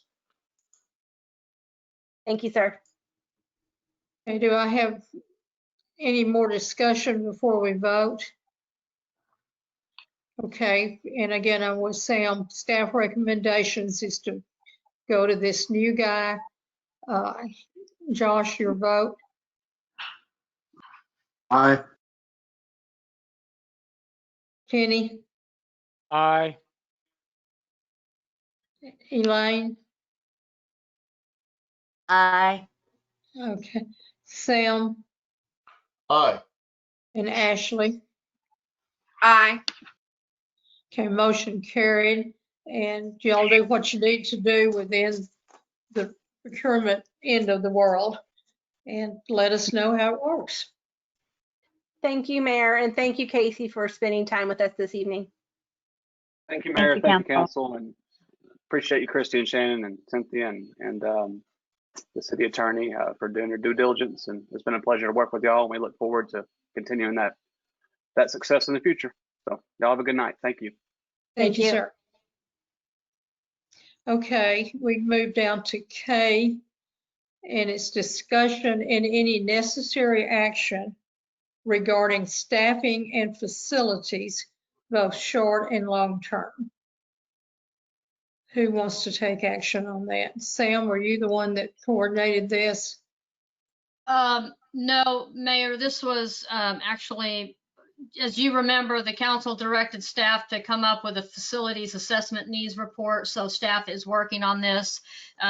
Mayor Pro Tem Priest asked that we consider the staffing needs in those considerations. So we are doing that. The information you have in your packet is actually information that we put together. It was also in the budget. It reflects what was in the budget as well. So I did include additional information that you had already had access to from earlier meetings.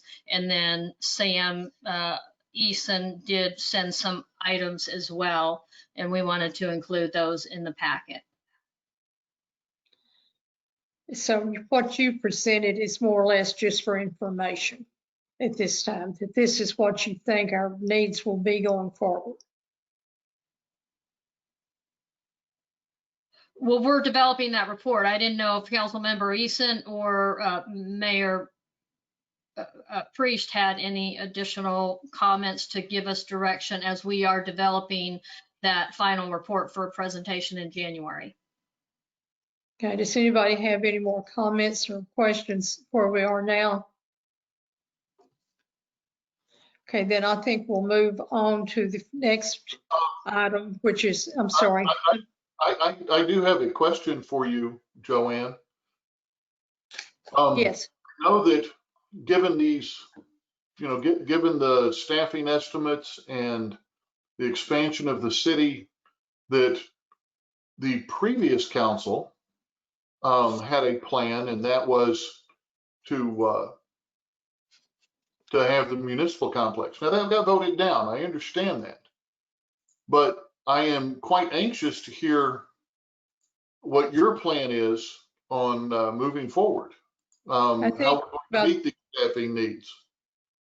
Do you have a plan? I think we're gonna have to look at where to live.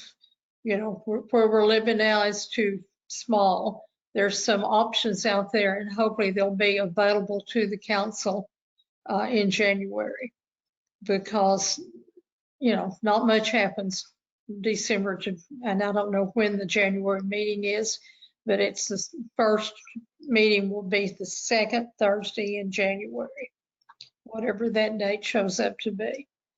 So hopefully, Sam, we'll have some, at least items for discussion or things to look at. Ma'am, that meeting is going to be January 14th. Okay. So we will look forward to that meeting. Any other questions or discussion? Well, just for informational purposes, if you'll look at the agenda, Agenda K, separate document sent out. Let's see, it's on page, just to give everybody a ballpark figure for an option. I talked to a company about a modular building, being able to make it available for just an option. Let's see, on page 6 of the agenda item K, separate document. Okay, I got, it's just basically a 2,000 square foot modular building. Let's see, one of those pages is to buy, one page is to lease it. I've looked at it, yes, sir. Yeah, just to give people an idea of, these are the kinds of costs we're looking at if we're just looking at, you know, a temporary modular building. So And you're saying we're not talking lease, about small amounts of money. you're talking about the lease option or the buy option? Well, I believe the buy option, and I don't see the document in what was sent. In Okay. Let me see if I have that, because I think it ran about $138,000 on the buy option. Yeah, it's in there. And It that was without $134,160 for the buy option. Okay, what did that do to tie-in stuff? Did we tie in, they tie in, or electrical, sewer, phone? Yeah, we would have to provide the tie-ins for the power, sewer, water, etc. Where would you like to see this placed at, Sam? I'm sorry? I didn't hear you. Sorry, this is Ashley. Where would you like to be placed? Sorry, Kenny's waving at me, Elaine's waving at me, and I can't hear anybody. There's I beeping know going. somebody's got their phone too close to their microphone or something. But anyway, since we've already spent a fortune and already determined that renovating the old city hall is going to be so cost prohibitive, it's just not even an option. I just like to know what your plan is, Miss Mayor. I just would. You came in telling you had a better idea. I want to hear it because I'm out of ideas. We exhausted everything figuring this out. The old city hall is certainly better off now than it was when it was gutted and all that stuff. There is, and I don't have it in front of me, Kenny, but 1,200 square foot on one side and maybe 13 on the other. Take out that middle wall and incorporate where we can using the same footprints and rebuild it. And I don't know if this is feasible or not. In fact, I may be meeting with some. We did an exhaustive study on this and found that even if we did remodel it, it wouldn't even meet the city's needs for the next 5 years. We'd end up having to do something again. So, well, behind that building, I'm still speaking. Okay. There was a big, we spent a lot of taxpayer money making sure to make the right decisions on what needed to be done for the city. And right now, if we go back into that old city hall, you're going to be spending money again within 5 years. So right now, you know, I just want to know what your plan is to do this and how can you justify it? Well, and I've got, hopefully this weekend, someone that will not be bidding on it, doesn't want to work, you know, type thing. And someone else, I want to make sure the prices we have gotten, they seem excessive on the thing, talking to people without physically walking the building, if you will. And I want to see what that looks like. I won't know until after this weekend, maybe mid next week.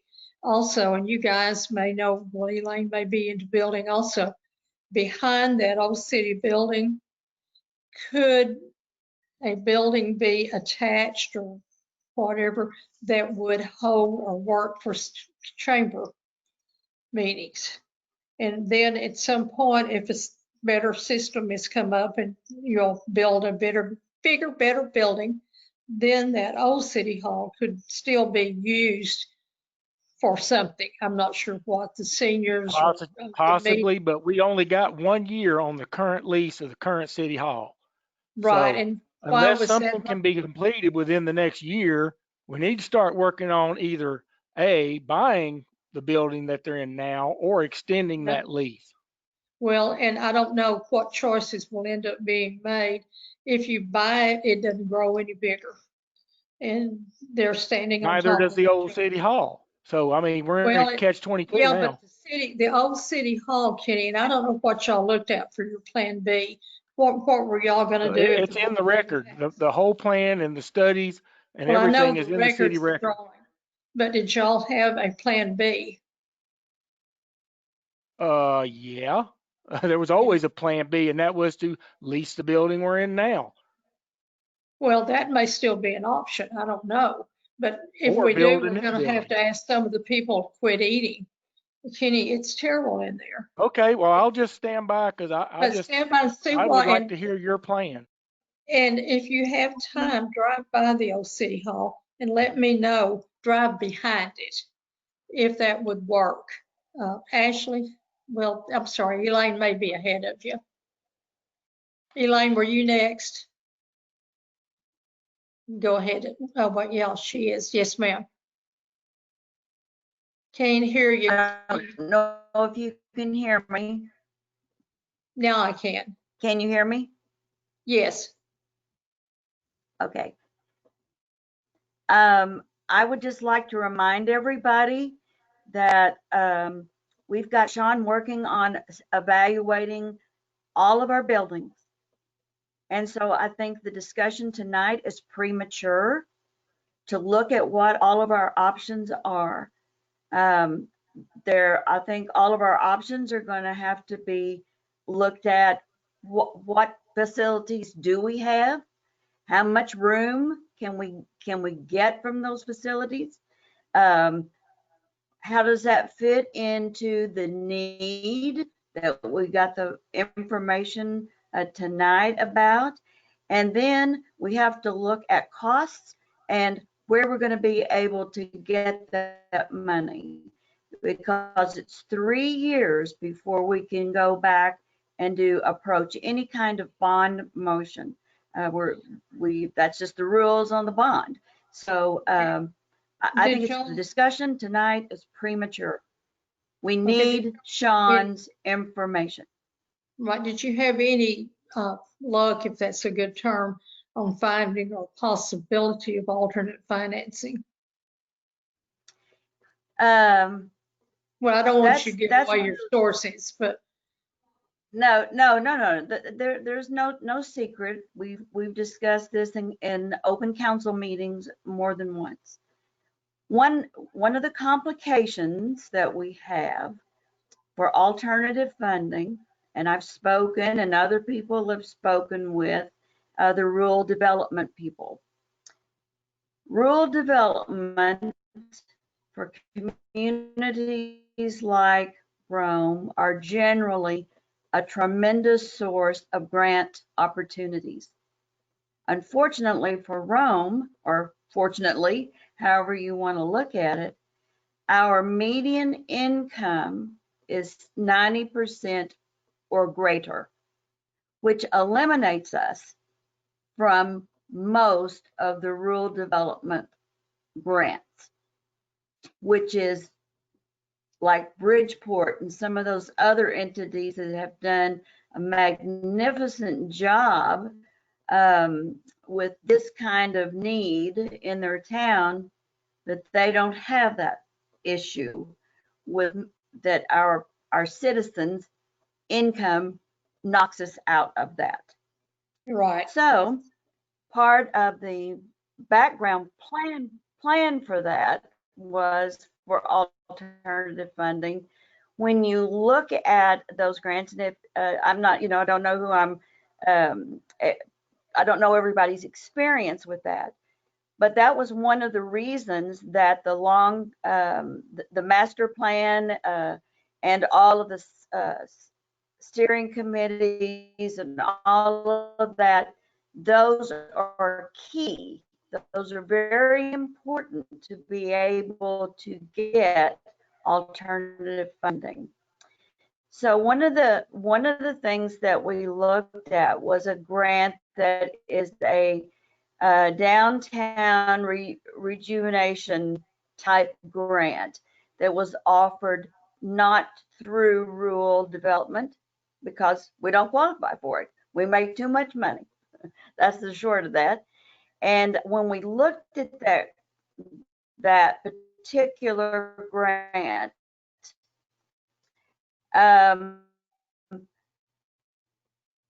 you look at, do you qualify? And so that particular grant, we do meet the basic criteria. Then they want to know, what is your master plan for your downtown area that you want to revitalize? What is the project that you are asking for money for? And how does that fit into the master plan? They want to know who you have collaborated with. In other words, in our instance, that would be Parks and Rec, that would be Planning and Zoning, that would be the steering committee, particularly for the thoroughfare over there. And so then they not only want to know who you worked with, they want letters of support from those entities. So in our instance, we'd be looking to the TxDOT. We'd be looking for the county. We'd be looking for the University of Texas at Arlington, who helped us with our master plan. We'd be looking to our engineering company that works with us. And they'd be looking at that list of steering committees and all that kind of stuff. That tells the story about the commitment that the town is willing to make in order to make those changes of revitalization.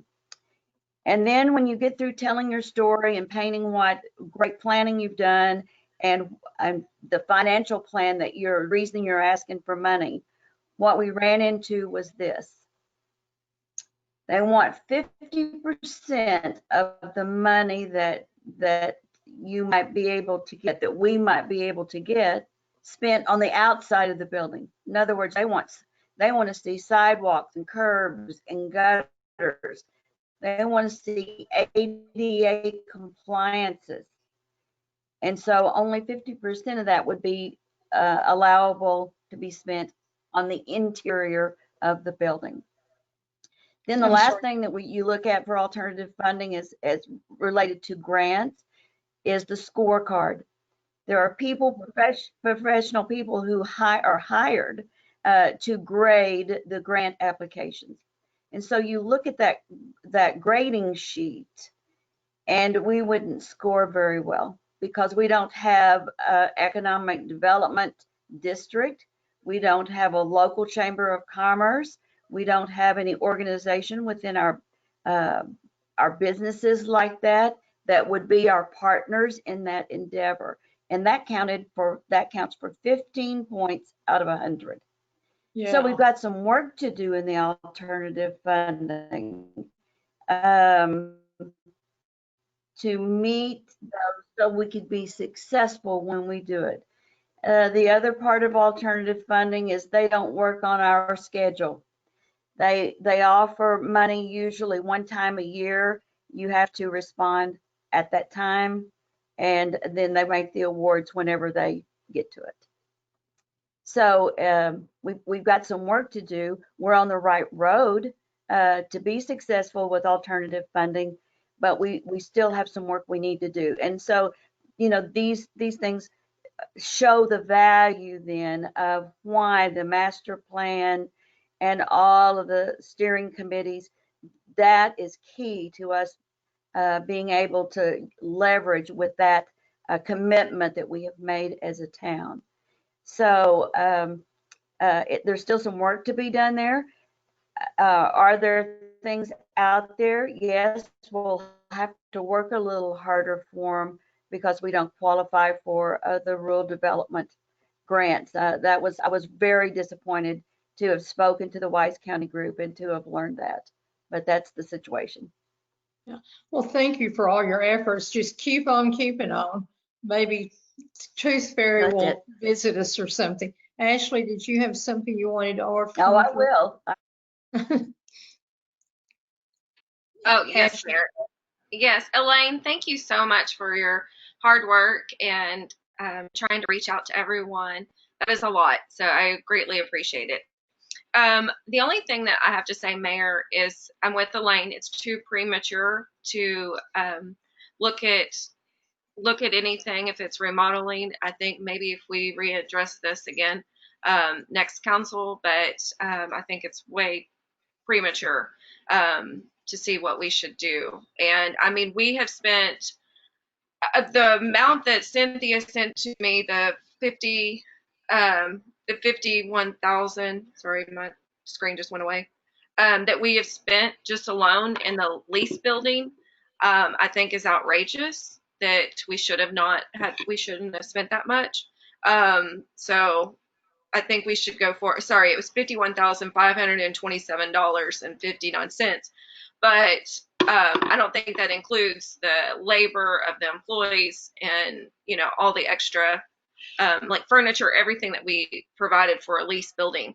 So I think too that we need to see what, if we do stay at the current location, if we purchased it, could we expand there, or could we build something at a cheaper price than what the citizens vote against on the municipal complex. I mean, two, I think we maybe put it, have the citizens input to see where we can, what they would like to see. But again, Elaine, thank you for saying I'm with you on it's too premature to look at anything.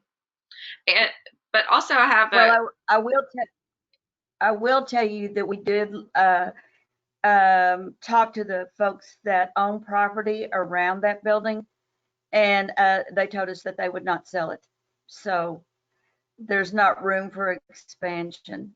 Some of those costs for that building were really not optional. When you start talking about doing concrete work for ADA compliance, when they roll out that concrete truck, it is expensive. And, we're going to run into that with almost every building. And I'm not trying to, be the bad guy here, but definitely when you look at the exterior work on all of our buildings, it's going to be expensive. It's just, that's the way concrete is. It just is. And so we're kind of in a bad spot, but I do think that, really we can just, if everybody will just kind of let go of this conversation for tonight. We don't have all the information we need. There's lots of information that I can share when we get really down to the time where we are looking at our options. I can't tell you the number of hours that has been spent on looking at those options, but it's premature because we don't have everything in front of us. And so let's wait till January, and we may have to actually have a workshop. It's a lot to take in. It's a lot to digest, and the needs are great, and it's going to be expensive. I wish I could say I know of a reasonable, cheaper way to do it that will work for us in the long run. But unfortunately, you just need to prepare yourself for sticker shock. That's all. So I really encourage everybody to wait. Let's wait till January. Yes, ma'am. I'm with you. And I understand on making a building ADA compliant. It is expensive. I've had to do it before. So, but yes, But I am with you. Let's just wait and come back and then make a committee and see what we can do at a later date. So thank you again, Elaine, for all of your hard work. Yeah. And Thank you, also, Councilor. Yeah, go ahead, Ashley. real quick, as I would like to be able to go into the old city hall. I have not yet seen it. And So I finally got a code for it yesterday, so I will be able to go in, and somebody that wants to go in, let me know.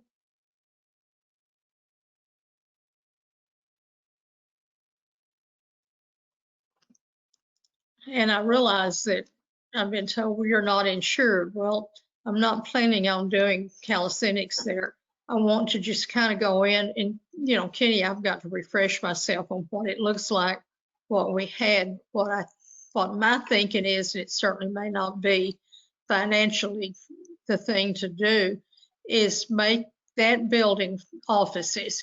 If we have to do council somewhere else, so be it. But thanks everybody for your input, and we'll move now and open our public hearing. It is Heavenly Days, it's 8:20. We are opening the public hearing now to consider Rhome City Council to conduct a public hearing to consider a request for a carport for legal property being described as legal acre 0.145, lot 20, block 6, subdivision Crown Point, PH1, abstract A-280EJ, Tadlock, also known as 620 Sterling Road, Rome, Texas. Do we have anybody to speak at the public hearing, Shannon? Yes, ma'am. I received a response notice to what we sent out, and she asked me to read it. It's from Gloria Kane. She owns the property at 216 St. James Court. She opposes this request because the addition of a carport is very unsightly, judging by the appearance of an existing one next door. I would like to preserve the neat appearance of the neighborhood. Please don't let it deteriorate into a trailer park image. That's all we received for this public hearing. Is there anyone out there that would like to comment? You don't have to be signed up. It is a public hearing. I would like to comment, Joanne. Okay, and the name? Deborah Beecroft. Go for it. From my understanding, the lady that's requesting it is alone, and her neighbor that lives right next door is in favor of the carport because he wants to help her because she is alone, and him and his family are not opposed. And there again, we have given exceptions to other people when they're elderly or when they have a need. And I think that fits that criteria. So I would be in favor of it. Thank you. Do we have anybody else? Joanne, this is Shirley Mize. Okay. Yes, I would like to be in favor of them being able to go ahead and put that carport in. I think it'll be a good thing to happen for somebody in need. I think it's a needed process there, and I agree to that. Okay, and council is not allowed to make a decision or discuss anything. This will be set on another agenda to have another public hearing, and the council well, actually, this is our last public hearing. Am I correct? Yes. And Mayor, once you close the hearing, then we do have an action item down on we can item. go action. Okay. So we are closing the public. I have something to say. Oh, I'm sorry. Who be I talking to? My name is Kathy Coffey. I live in Ellis Homestead. If there is a medical need for this carport, I am all for it, despite you not wanting to give your next door neighbor a carport when he had cancer and a terminal illness. Thank you. Okay, any other comments?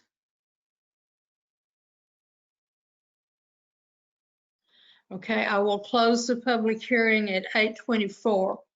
And am I correct that we get to vote on this later on? I've lost my page too. Let me find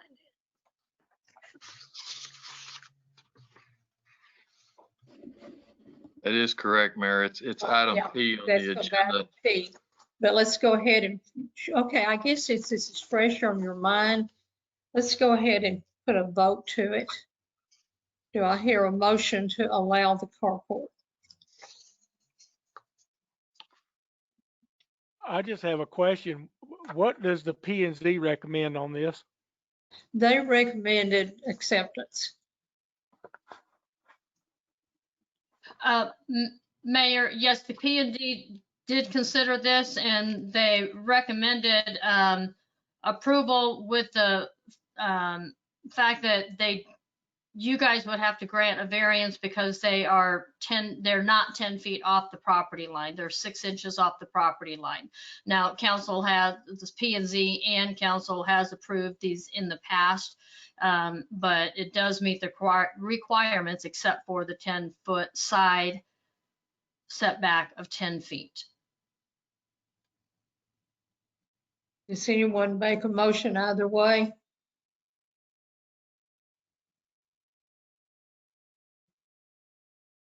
I'll make a motion that we approve. And do I get a second?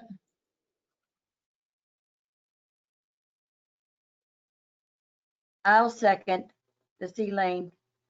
Okay, so I have a motion to approve it and a second. Do we have any further conversation? Based upon the carports that have been approved in the past,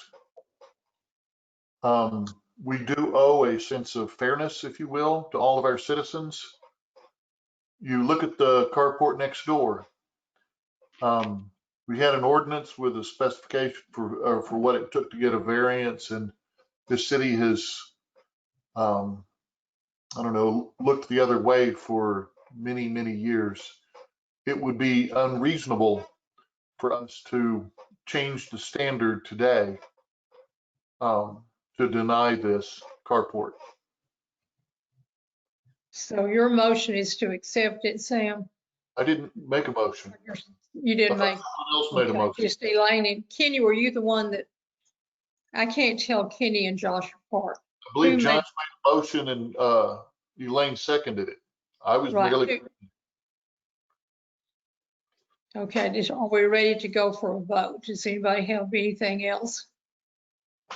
Mayor, quickly, can Josh, I don't see him on the screen. Is he only calling in right now? That would help to raise his hand. He's here. I can see his hand waving. I'm sorry. I couldn't see it. I apologize, Josh. No problem. All right. Okay, let's go for a vote. Josh? Aye. Kenny? Kenny, a vote? I think Kenny's lost his connection. Kenny Crenshaw, can you hear us? Kenny? Okay, let's come back to Kenny. I'll send him a text telling him that. Okay. Elaine? Aye. And Sam's texting, so let's wait a minute. Oh, I can vote and text at the same time. I'm impressed. Okay, and you're saying yes? I am, yay. Okay, and Ashley? I'm in favor. I see Kenny now. I'm in favor. Okay, and Kenny will be voting shortly, I think. Kenny voted in favor. Okay, so it is unanimous. So the carport is approved. And we'll close the public hearing. It's 8:29 and the council has voted at 8:30 basically to approve the carport. We're going to our next public hearing, which is M on the long agenda we have here. And it is to say the Rome City Council conduct a public hearing to consider amending sections 12 zoning districts established are 22, 23, 26, and 34 in the use chart of Chapter 14 zoning of the Code of Ordinances, City of Rome, to revise the sections for consistency in naming the zoning districts. Do I have anybody, Shannon, that wants to speak on this? I have no one that signed up. Okay, how about anybody out there? Does anybody want to speak on the public hearing?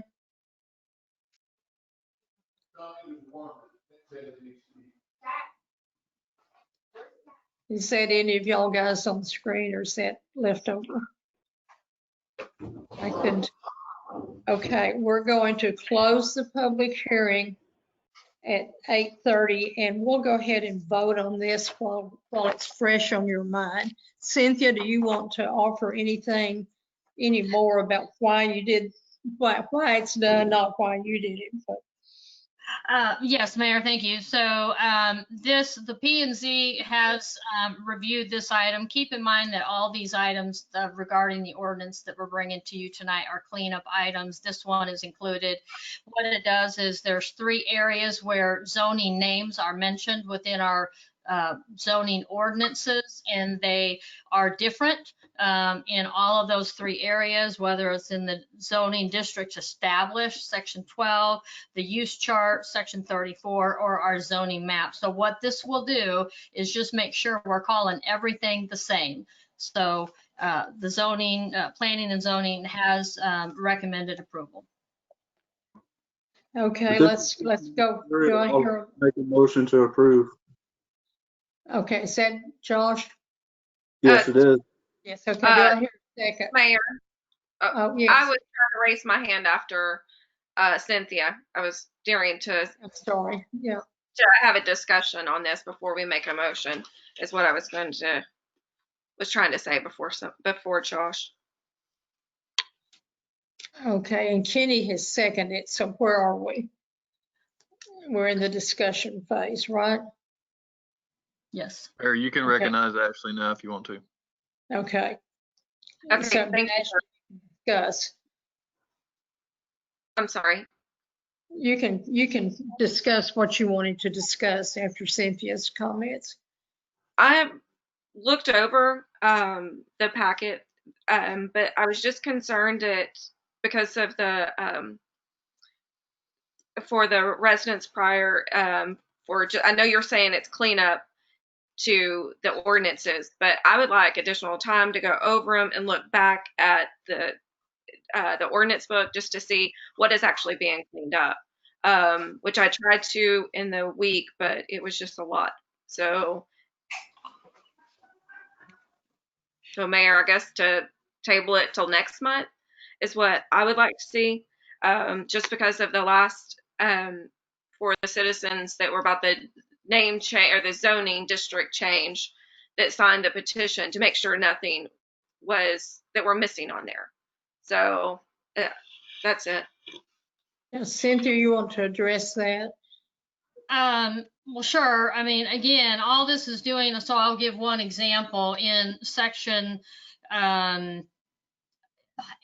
industrial is called industrial, is called heavy industrial, and is called industrial park.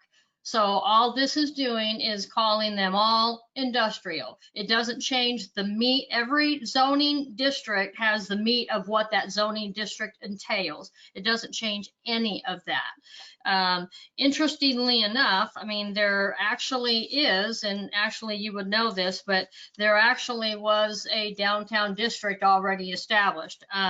This is doing away with that. It's got the town center in there. It's got the Old Town Overlay District in there. Again, it's just making it consistent.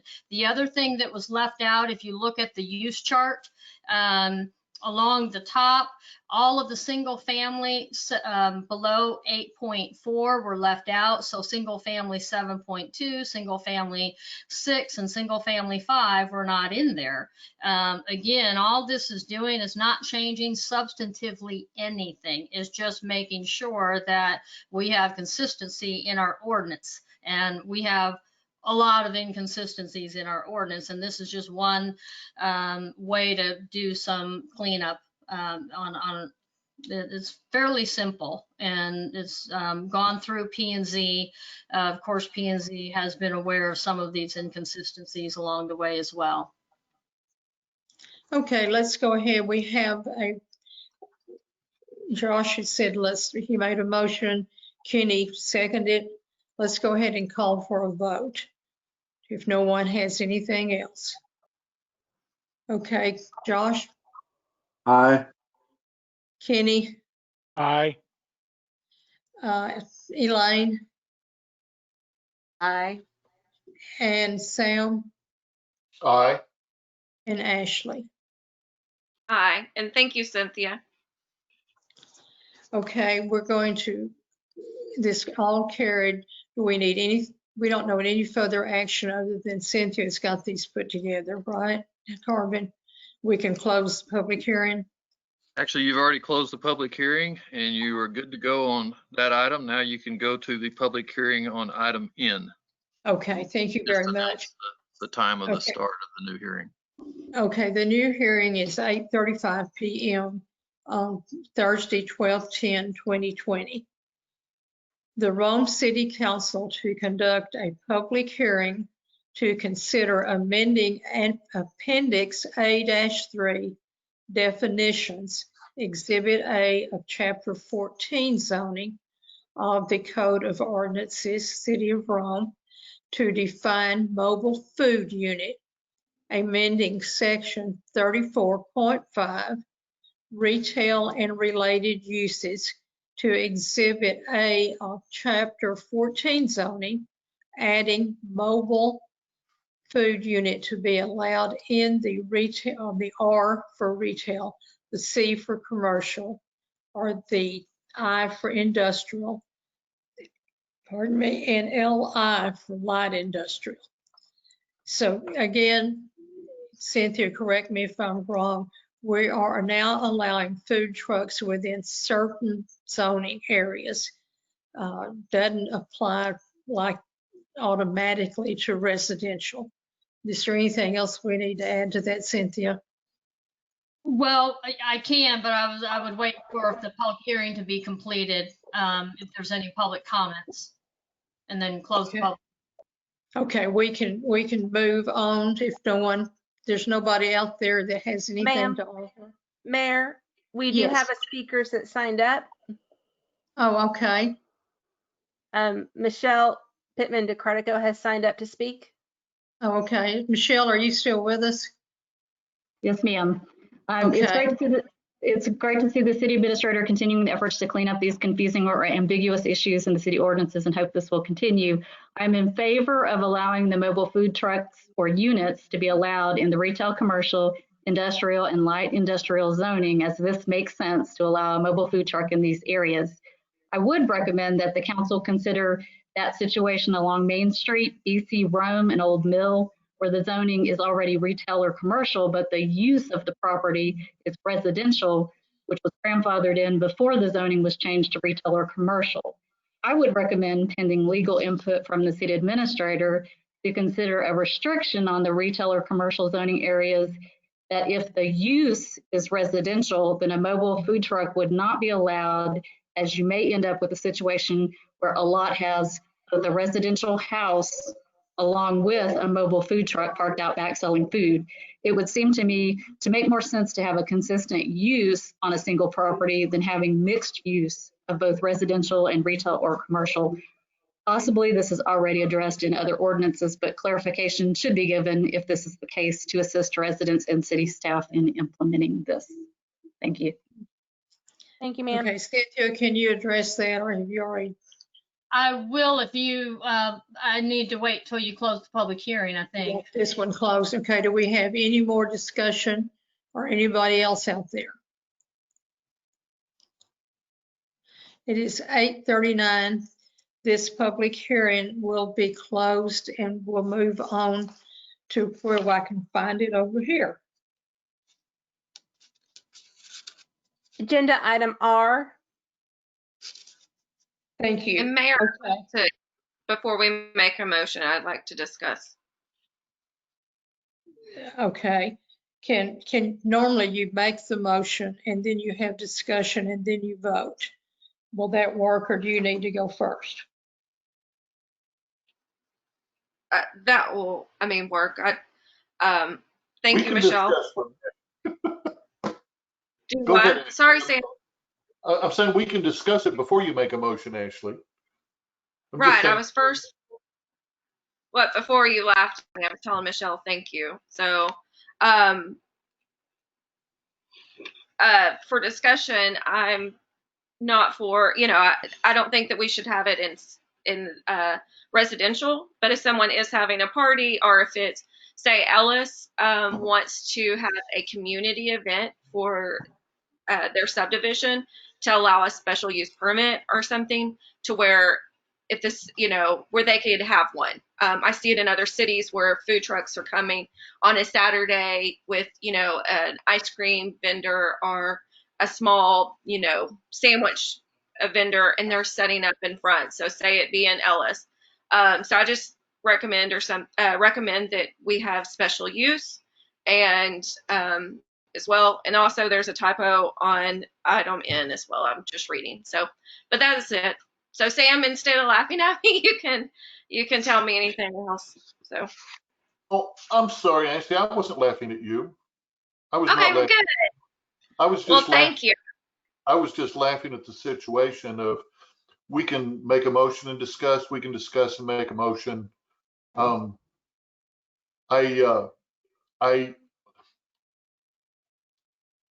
discussion wise about having the food vendors, food trucks in residential. I know that we have another ordinance that you can't run a business out of your home, the spirit of which is that, oh, well, I guess you could run this business out of your home as long as you don't have a retail front. You don't have a business front to it. It doesn't look like you're running a business out of your home.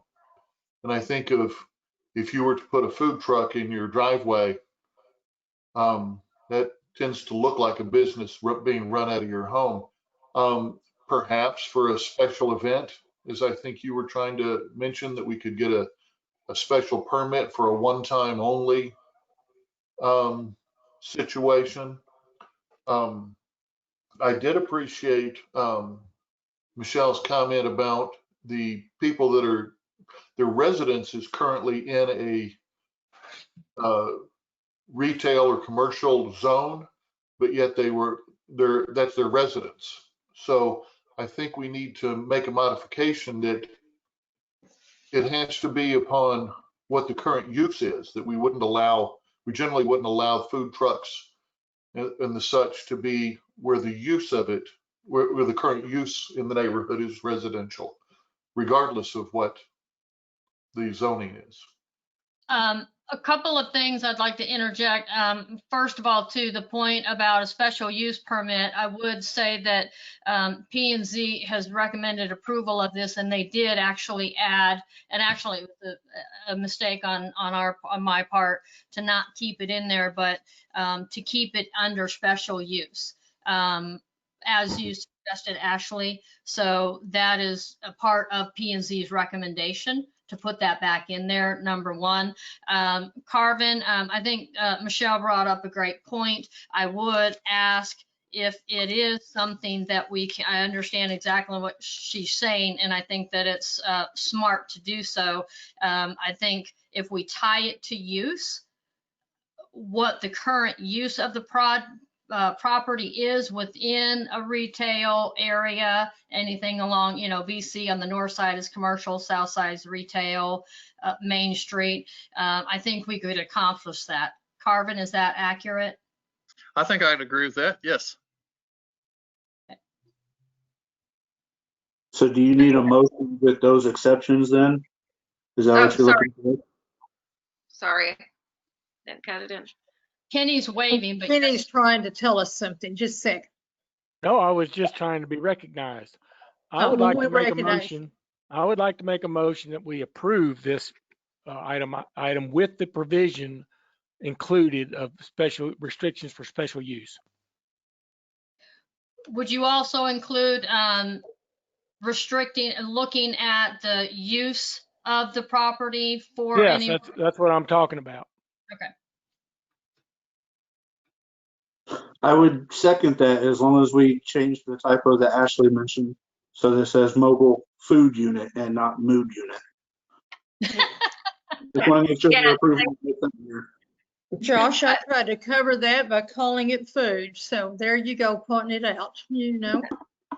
I was trying to speak before someone. And Cynthia, is there any other recommendations that the PNC, which I know there's already a motion, but I was trying to speak before someone made it. Is there any other recommendations that PNC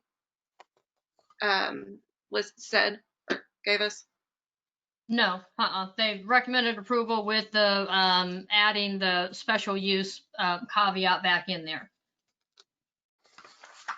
Was actually our intention. So this accomplishes that, the motion accomplishes that, and it also addresses the point that Michelle raised about making sure that it's not approved. So there's houses along BC Rhome that are retail, but they're still using it as a residential, so they would not be able to, unless they got a special use permit, have a mobile food unit there. Would a special use, and please clarify, if it's at the park, so if somebody rented out our pavilion, would it still be a special use permit to have it at our parks, our Veterans Park, our Family Park, and any parks in the future? Okay, thank you. If there's no further, I'm sorry, who said something? Oh, I was just going to say, I make a motion to accept with the provisions. There's already a motion. Sorry, I second it, Kenny. I'm sorry. Okay, so we're seconded. Okay, now we're going to call. I'm sorry, I just want to make sure that everybody knows. Councilmember Crenshaw made the motion and Councilmember McCabe seconded. Yes. Okay, then. Aye. Sorry, I can't see Josh on my screen. Okay, we're going to call for a vote. We're going to start with Josh. Aye. Kenny. Aye. Elaine. Sam. Aye. And Ashley.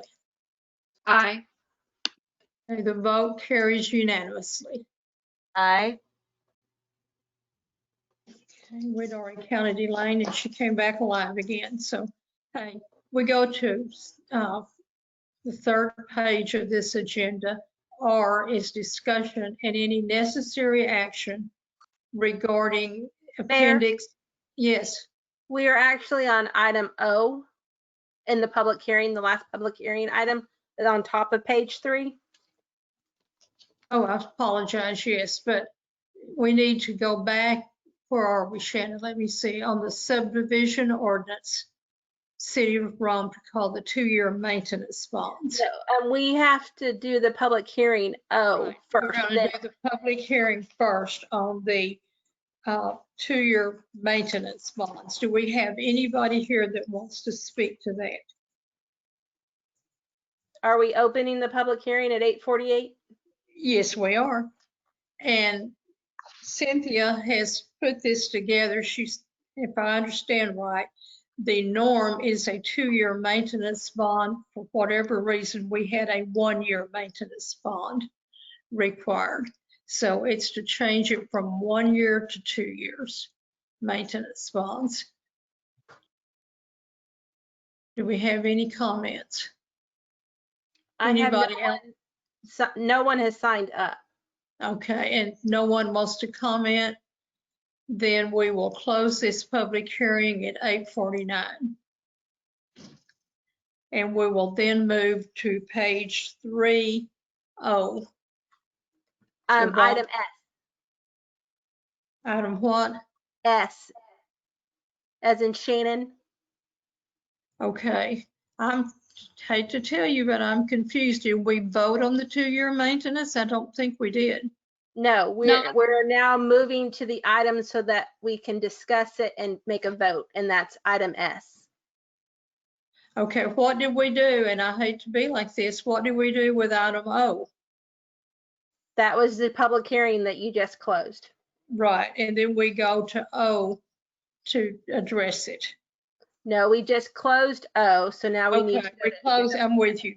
My paper is all messed up. Okay, so we are now 2-year maintenance. S is the discussion and necessary action amending sections 4, 7, and 10 of Exhibit A subdivision ordinance of Chapter 10 subdivision regulation of the Code of Ordinances, City of Rome, Texas, to require a 2-year maintenance bond. Now, does anybody have any discussion? Mayor, the P&Z has recommended approval, and as you said, this is just changing the 1 year to a 2-year, which is standard. Okay, Sam has a question. Cynthia, would you tell me more about this maintenance bond? What is the bond for? What are we buying? So when a contractor is in doing work, let's say they're doing utility work, they have to get a bond for the maintenance of the work that they've done.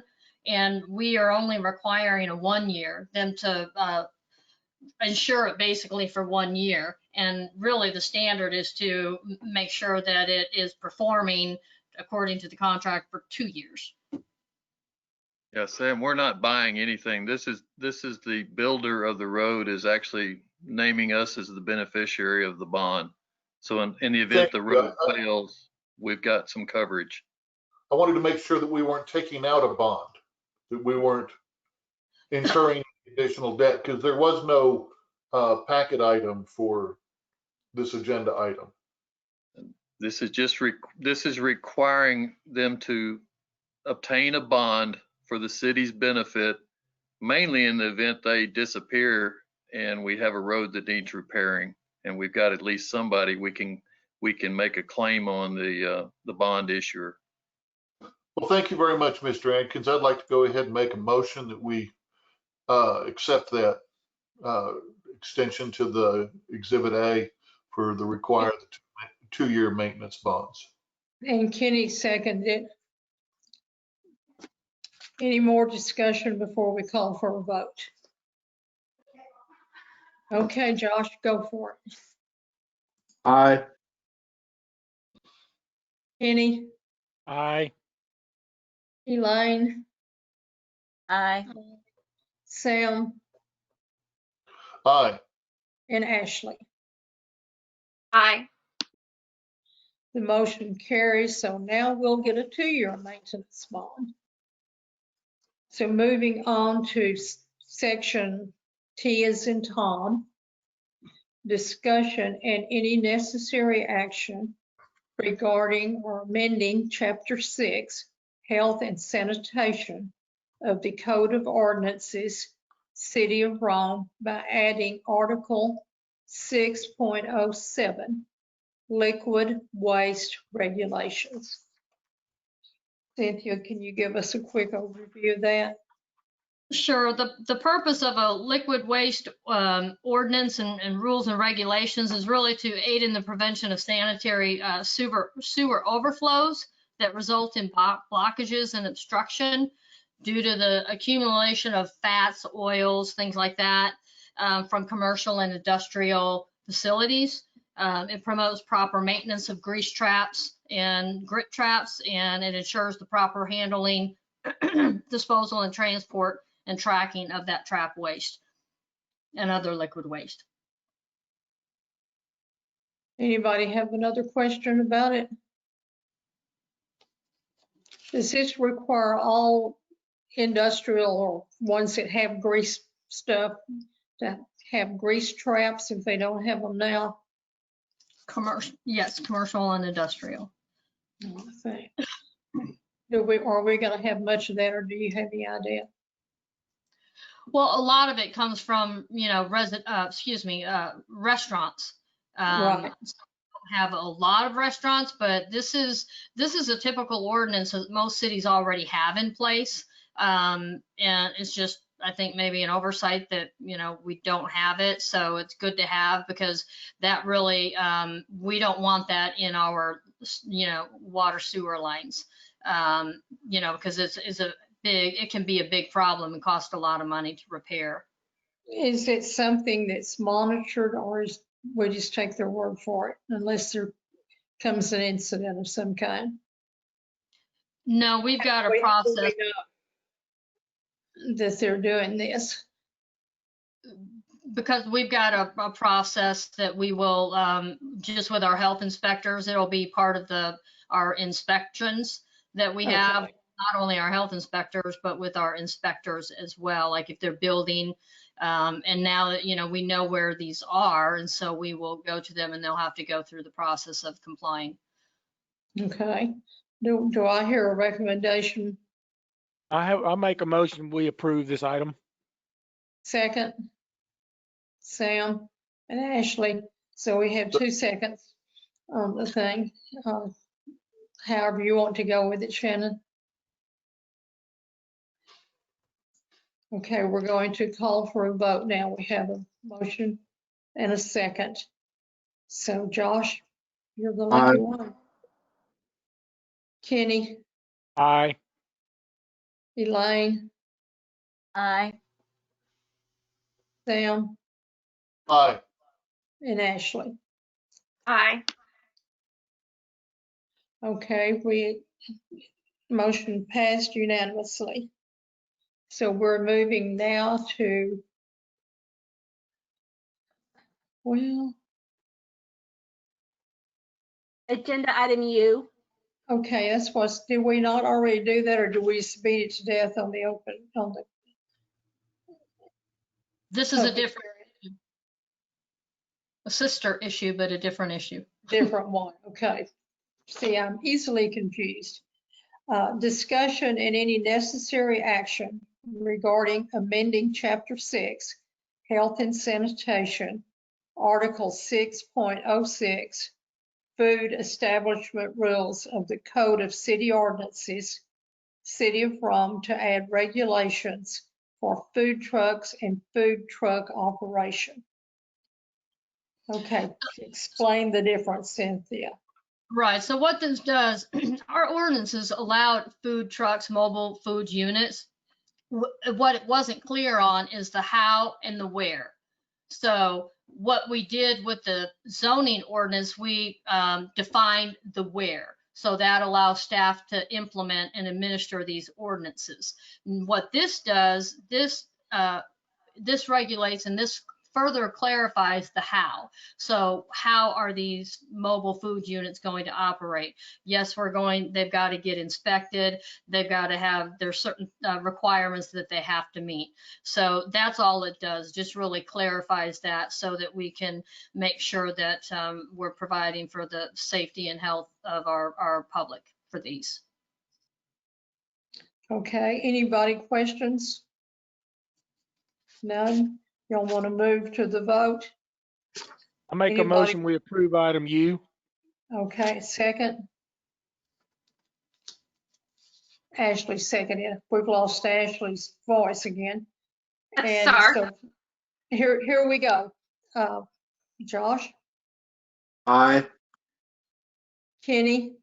Aye. Elaine? Aye. Sam? Aye. And Ashley. Aye.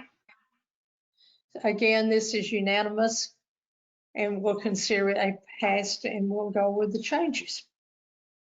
Now we're going to V as in Victor, and I can see the end of our agenda coming up, so here's going. Discussion and any necessary action amending Chapter 13, Utilities of the Code of Ordinance, City of Rome, by adding Article 13.08, right-of-way management. Yes, We Mayor. want you to explain. Yeah, again, this is a best practice that most ordinances have, but ours doesn't. And what it allows is to ensure the public safety and mobility through the permitting. The right-of-way ordinance will ensure that all the construction activities are well coordinated and impacts are mitigated to reduce the public inconvenience, guarantee the proper street maintenance, and ensure all regulations are enforced appropriately. Again, most cities have these in place already. For some reason, we didn't have this in our ordinance.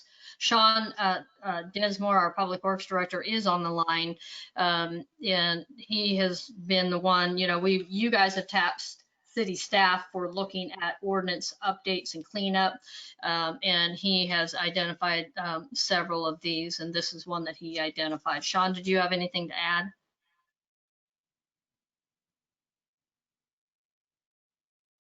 Sean, did you want to comment? Okay, anybody else have any comments? Can y'all hear me now? Yeah, yes, can now. yes. Okay, all right. Yeah, I'm sorry. I was talking to myself apparently. Did y'all have a good conversation? I'm afraid so. But anyways, this right here, this ordinance protects us. One, we can help us with franchise utilities where they want to put utilities, gas, phone. We can't necessarily stop them, but we can help make sure that they don't interfere with our utilities and have the plans and documents on where they're going to locate these utilities, and then also make sure that they follow up with the proper cleanup and restoring the citizens and the city property back to original capacity. Okay. Currently, we don't have this, even though we do make people do a right-of-way permit, but we don't have any teeth to enforce that right-of-way permit. Okay. Anybody want to? I'm sorry, I didn't hear whoever or whatever. This is Josh. I'll make a motion to approve. Seconded. Elaine, are you seconding? Oh, Yes. I've got 3 seconds. Which one do you want, Shannon? We'll take Mayor Pro Tem Priest this They time. were pretty close to the same thing. Elaine, Kenny, and Ashley.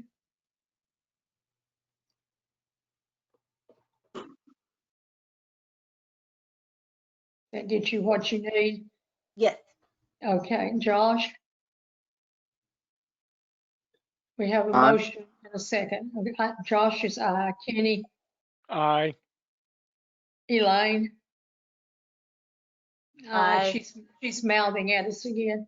Sam Aye. and Ashley. Aye. Okay, so again, it's passed unanimously.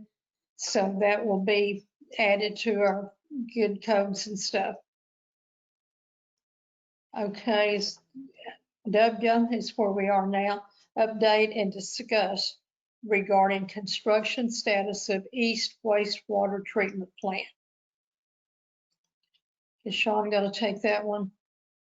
He can. This is just an information item to give you an update on that project. Sean, do you want to take that? Yeah. On the East Wastewater Treatment Plant, yes. Currently, the contractor is beginning to mobilize and bring in equipment. They have not started any construction yet. They're just moving their equipment in right now, and that's all we have. Josh, I have forgotten. What is our completion? The notice to proceed was issued on the 16th of November, and it's a 270-day contract. Okay.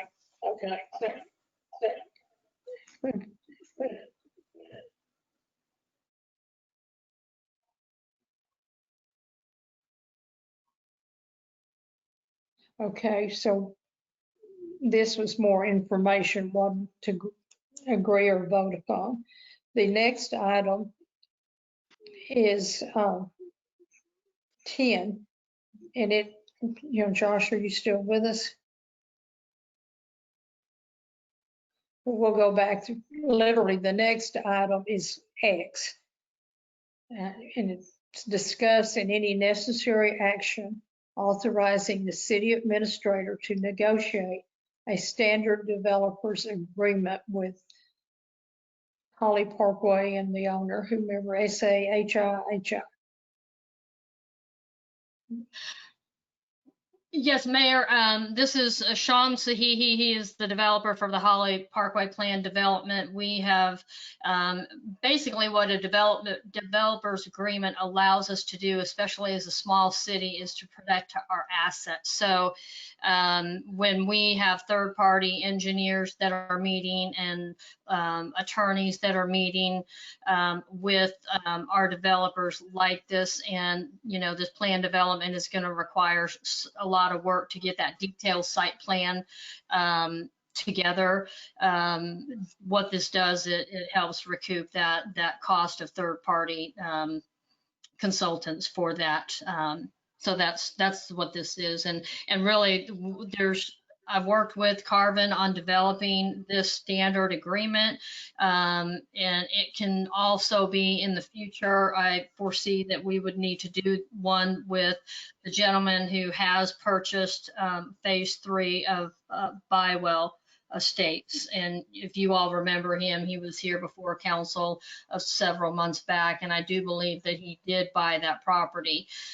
So if he's coming back and wanting to develop it, it's planned development. It will take quite a bit of work to make sure that we do our due diligence in creating that planned development with him. Cynthia, I would also add, this also allows the city to recoup the city attorney's fees, in other words, my fees and the city's engineers' fees when they're working on these projects. So the idea is the city shouldn't be out expenses for the development of somebody else's property. Thank you. Thanks, Carvin. Did we not do this last meeting, Cynthia, or did we just talk about it? I think we just talked about it. I mean, it was a future agenda item from the last meeting. Councilmember Eason requested it. Thank you, Shannon. That may be where I'm coming from. Anybody else have questions, comments, or anything? Oh, Sam, I'm sorry. Sam's got his hand up. Thank you, Joanne. I'd like to go ahead and make a motion to authorize city administrator to negotiate a standard developers agreement with Sahihi and Holly Parkway Development. Okay, do I have a second? Elaine's got a second going. No, I'm sorry, Elaine's on top of Kenny. Kenny's got the second going. So Sam made the initial recommendation, Kenny seconded it. Okay, we're going to vote now. Josh? Aye. Kenny? Aye. Elaine? I think Elaine's an aye. Okay. Sam? Aye. And Ashley? Aye. Okay, so Cynthia, you have something else to do now. Okay. I'm giving you a hard time. I'm sorry. You have something else to add to your list to do. Okay, now we're going on down to West Side. West Wastewater Treatment Plant. Discussion and necessary action. Plant status and next steps. Sean, you want to take that? Well, I'm going to just give you a brief overview on this. We have our engineers here as well, but as you know, the council has developed these master plans, identified capital improvements projects that need to be done with our water and wastewater system. this is really the next step for that in planning for how we're going to move forward with funding. We do have the opportunity coming up for a call for projects to get some, to explore some low-cost financing, potentially grant items to move forward on those next steps for the wastewater treatment plant. There's a lot of detail in the agenda commentary. I do have, you know, Kyle and Jeff are both here, excuse me, as well. So if you wanted to chime in, Kyle, and say anything, there's a lot of information in the agenda commentary. Yeah, I'll just echo what Cynthia just mentioned. You know, the city's done a great job of going through and planning for both water and wastewater improvements in the recent master plans that got wrapped up earlier this year. And basically now it's the time to start implementing some of those improvements. And so this is the next step in that process. And you know, really at a high level, it's looking for the funding to help make all of these projects happen without burdening the city. And do we have a plan of action yet, or what it's going to cost us or anything like that?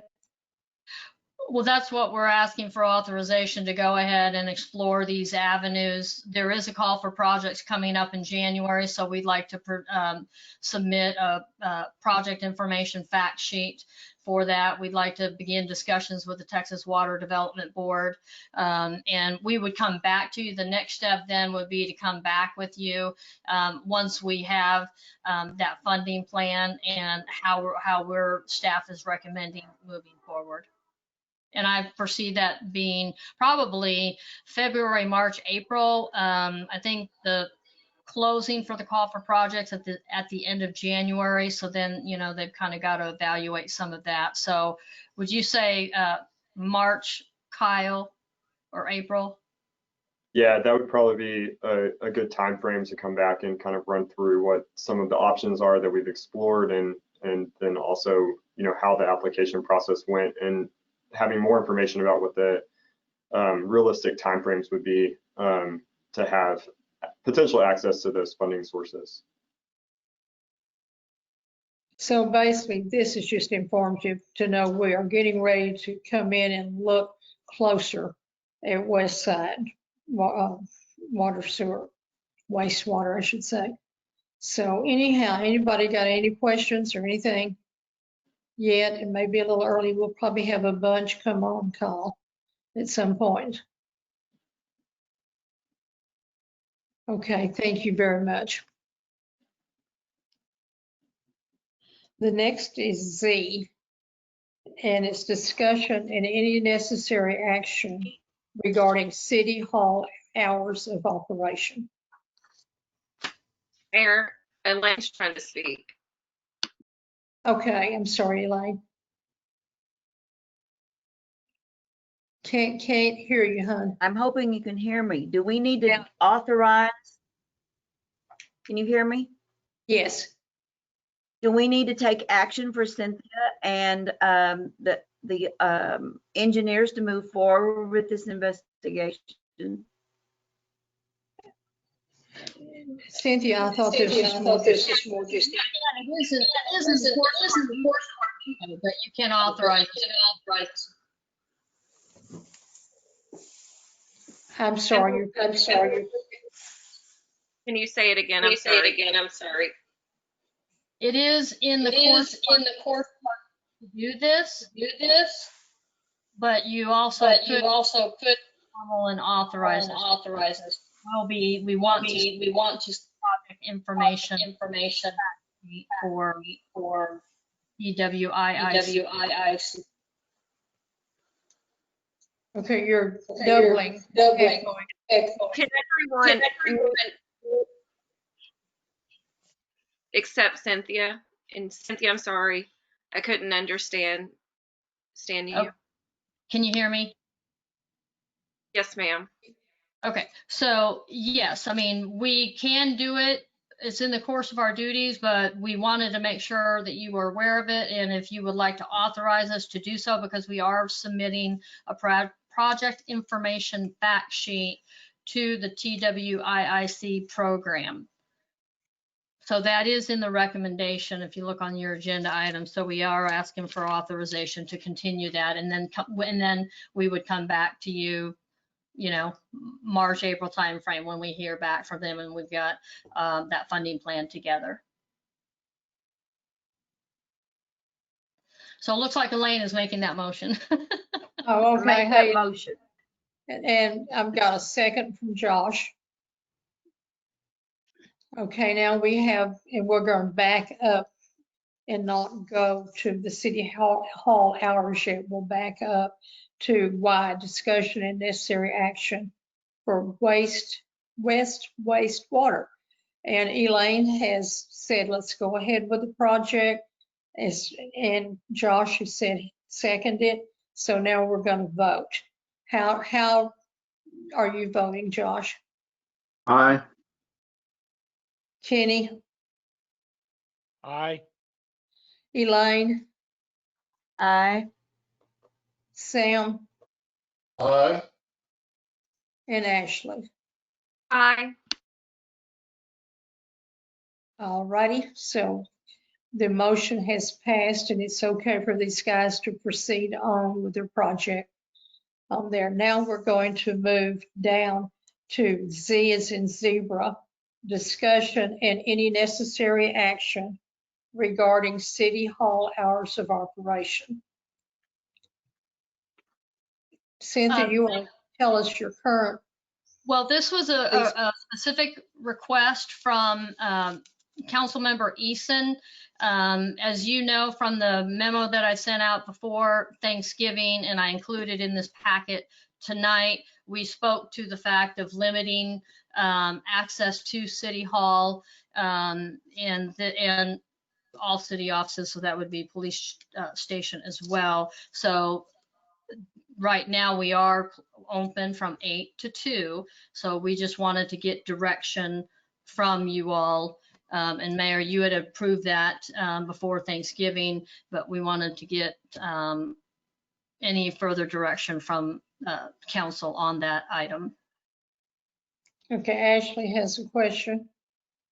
This is for Carvin.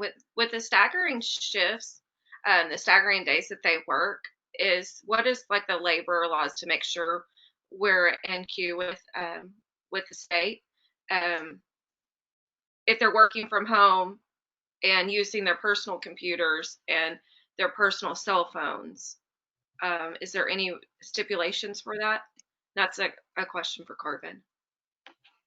There have not been any changes to the requirements to the wage and hour laws, so we would still, you know, be obligated to pay folks if we, as the statute says, suffer them to work. So whether they're working at home or working at the office, it really doesn't change our pay obligations. Since they are using their personal computers, and yeah, that won't change the evaluation because again, they're using that equipment because we're asking them to. Okay, thank you. Okay, now for y'all's information, y'all probably know it better than me. They are working on 2 teams. They've split their office into 2 small teams, and they alternate days they work at home as opposed to alternate days they come to the office. But the days they come to the office, they are working 8-hour days. Am I correct, Cynthia?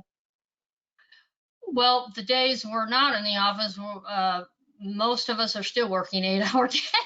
Okay. If not 12, but yes, you know, when you talk about computers, we are physically using when we're working at home, our personal computers, but it's all cloud based. So it's not, we're not using our email. We're not, I mean, we're still using city resources. The joys and blessings and curse, I guess, of technology. So yeah, staff is still working and we're still getting the job done that we need to do. And so I'm thankful to have a staff that, you know, really all of them go above and beyond to do, you know, what we need to do in these challenging times. And it makes it a little bit more difficult. And so we actually, in some respects, have to work a little bit harder, but they've been very great about, you know, pivoting and doing what it takes to get the job done to provide the public service that we do provide for our citizens and for council. Does anybody have any questions or anything else? I asked this to be on the agenda because I thought we needed to, because of the infection rate and what's happening with COVID-19. I'm very pleased to hear that they've gone to this new model. So as long as we can take the safety of our employees and have that to be a top priority, then let's just move forward.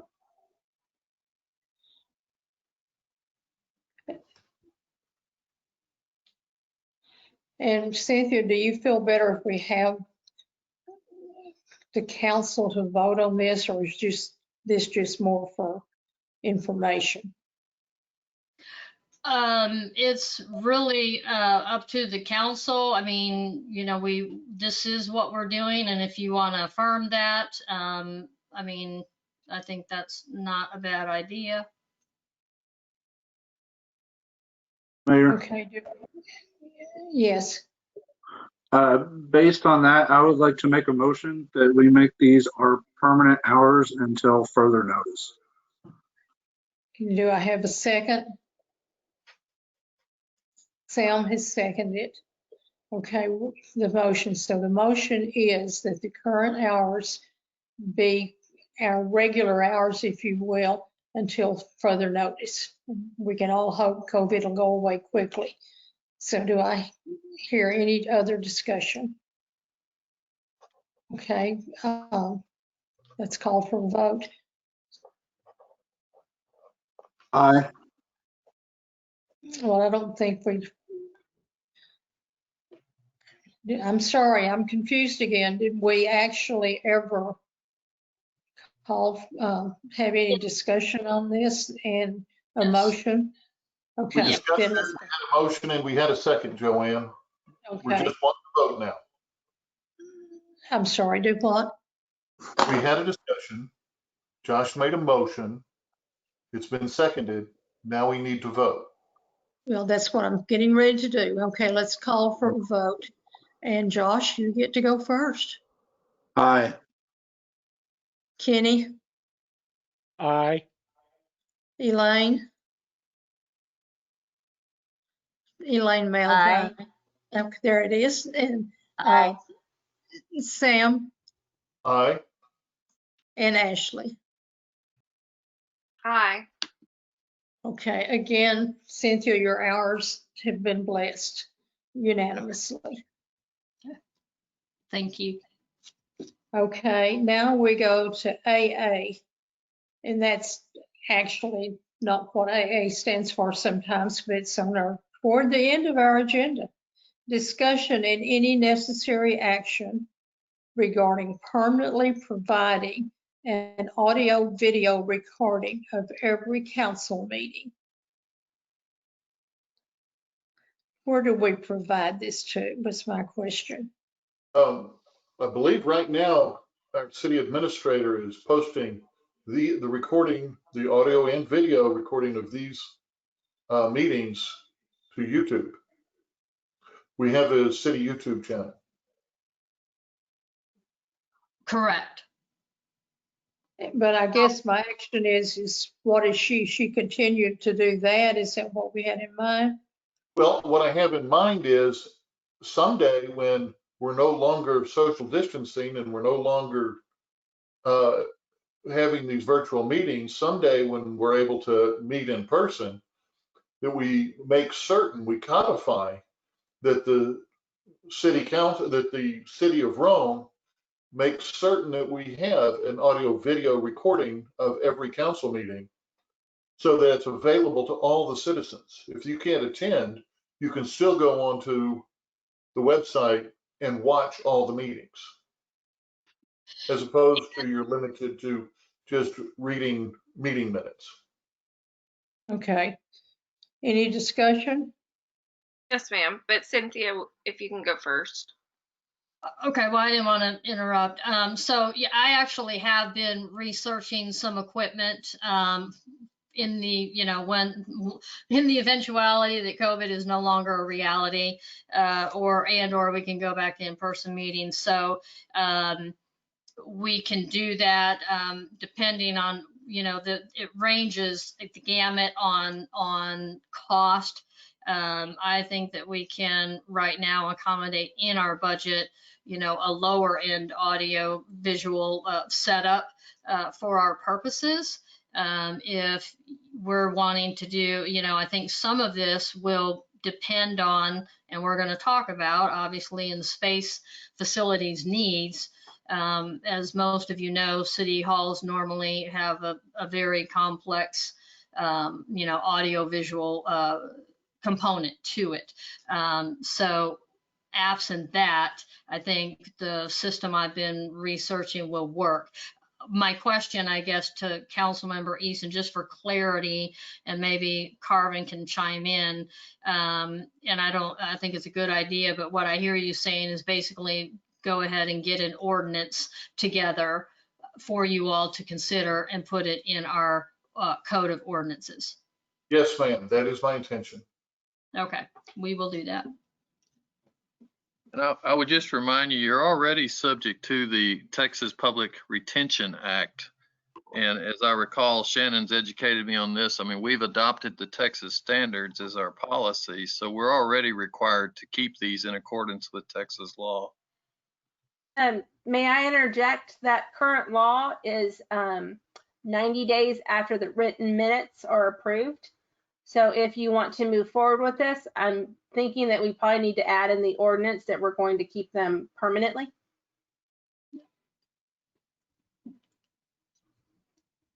We have any further discussion? Anybody else? I think I'd rather go 7 years instead of permanently. I'm sorry, what did you say, 7 years? I think I'd rather go 7 years instead of permanently. What does the state require? Carvin, do you know? That's what Shannon was just saying, 90 days. 90 days. Is all it's required. 90 days after the minutes are approved. That's as long as you have to keep them. That's their recommendation. We can go above that to what Councilmember Easton said, 7 years permanently, whatever. We just cannot go below their recommendation. Right. Okay. And Ashley, you had something? I would like, yes, ma'am. I would just, Cynthia, I would like to see if the city could do like a live, like a YouTube channel, or if it's social media, to, for instance, our city council meeting tonight, where our citizens can watch and interact, while we're holding the meeting. So even like if it's tonight's meeting. But if we were in person, but I've brought this up prior, to where we could have like a Facebook channel or a YouTube channel where it is live streaming, to where they don't have to wait 3 days to 2 weeks till it's uploaded onto the website or the Well, and yes, I wouldn't recommend Facebook. YouTube does allow live streaming, and since we have a YouTube channel, that's probably something that we can accommodate.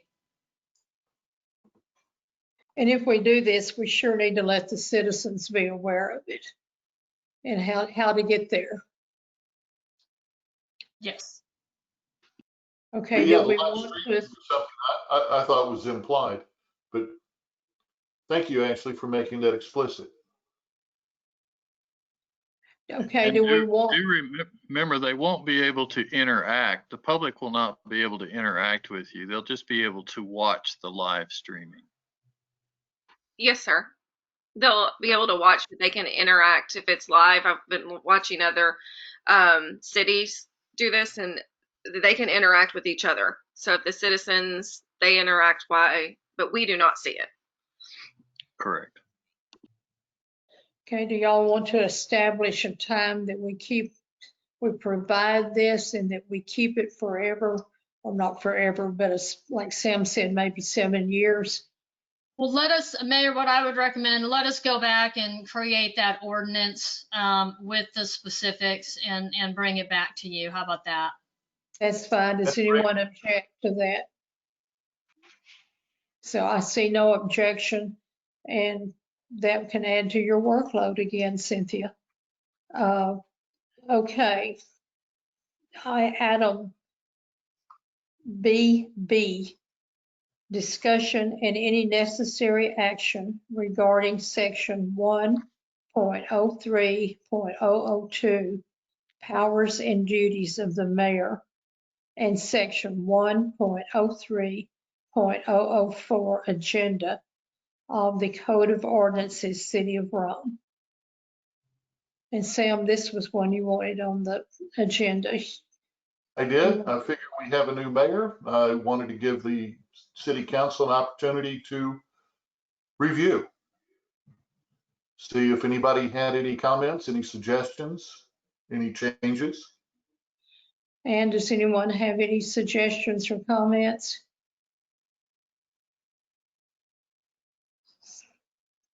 Okay, so I guess we just know we need to do the best we can, and we will.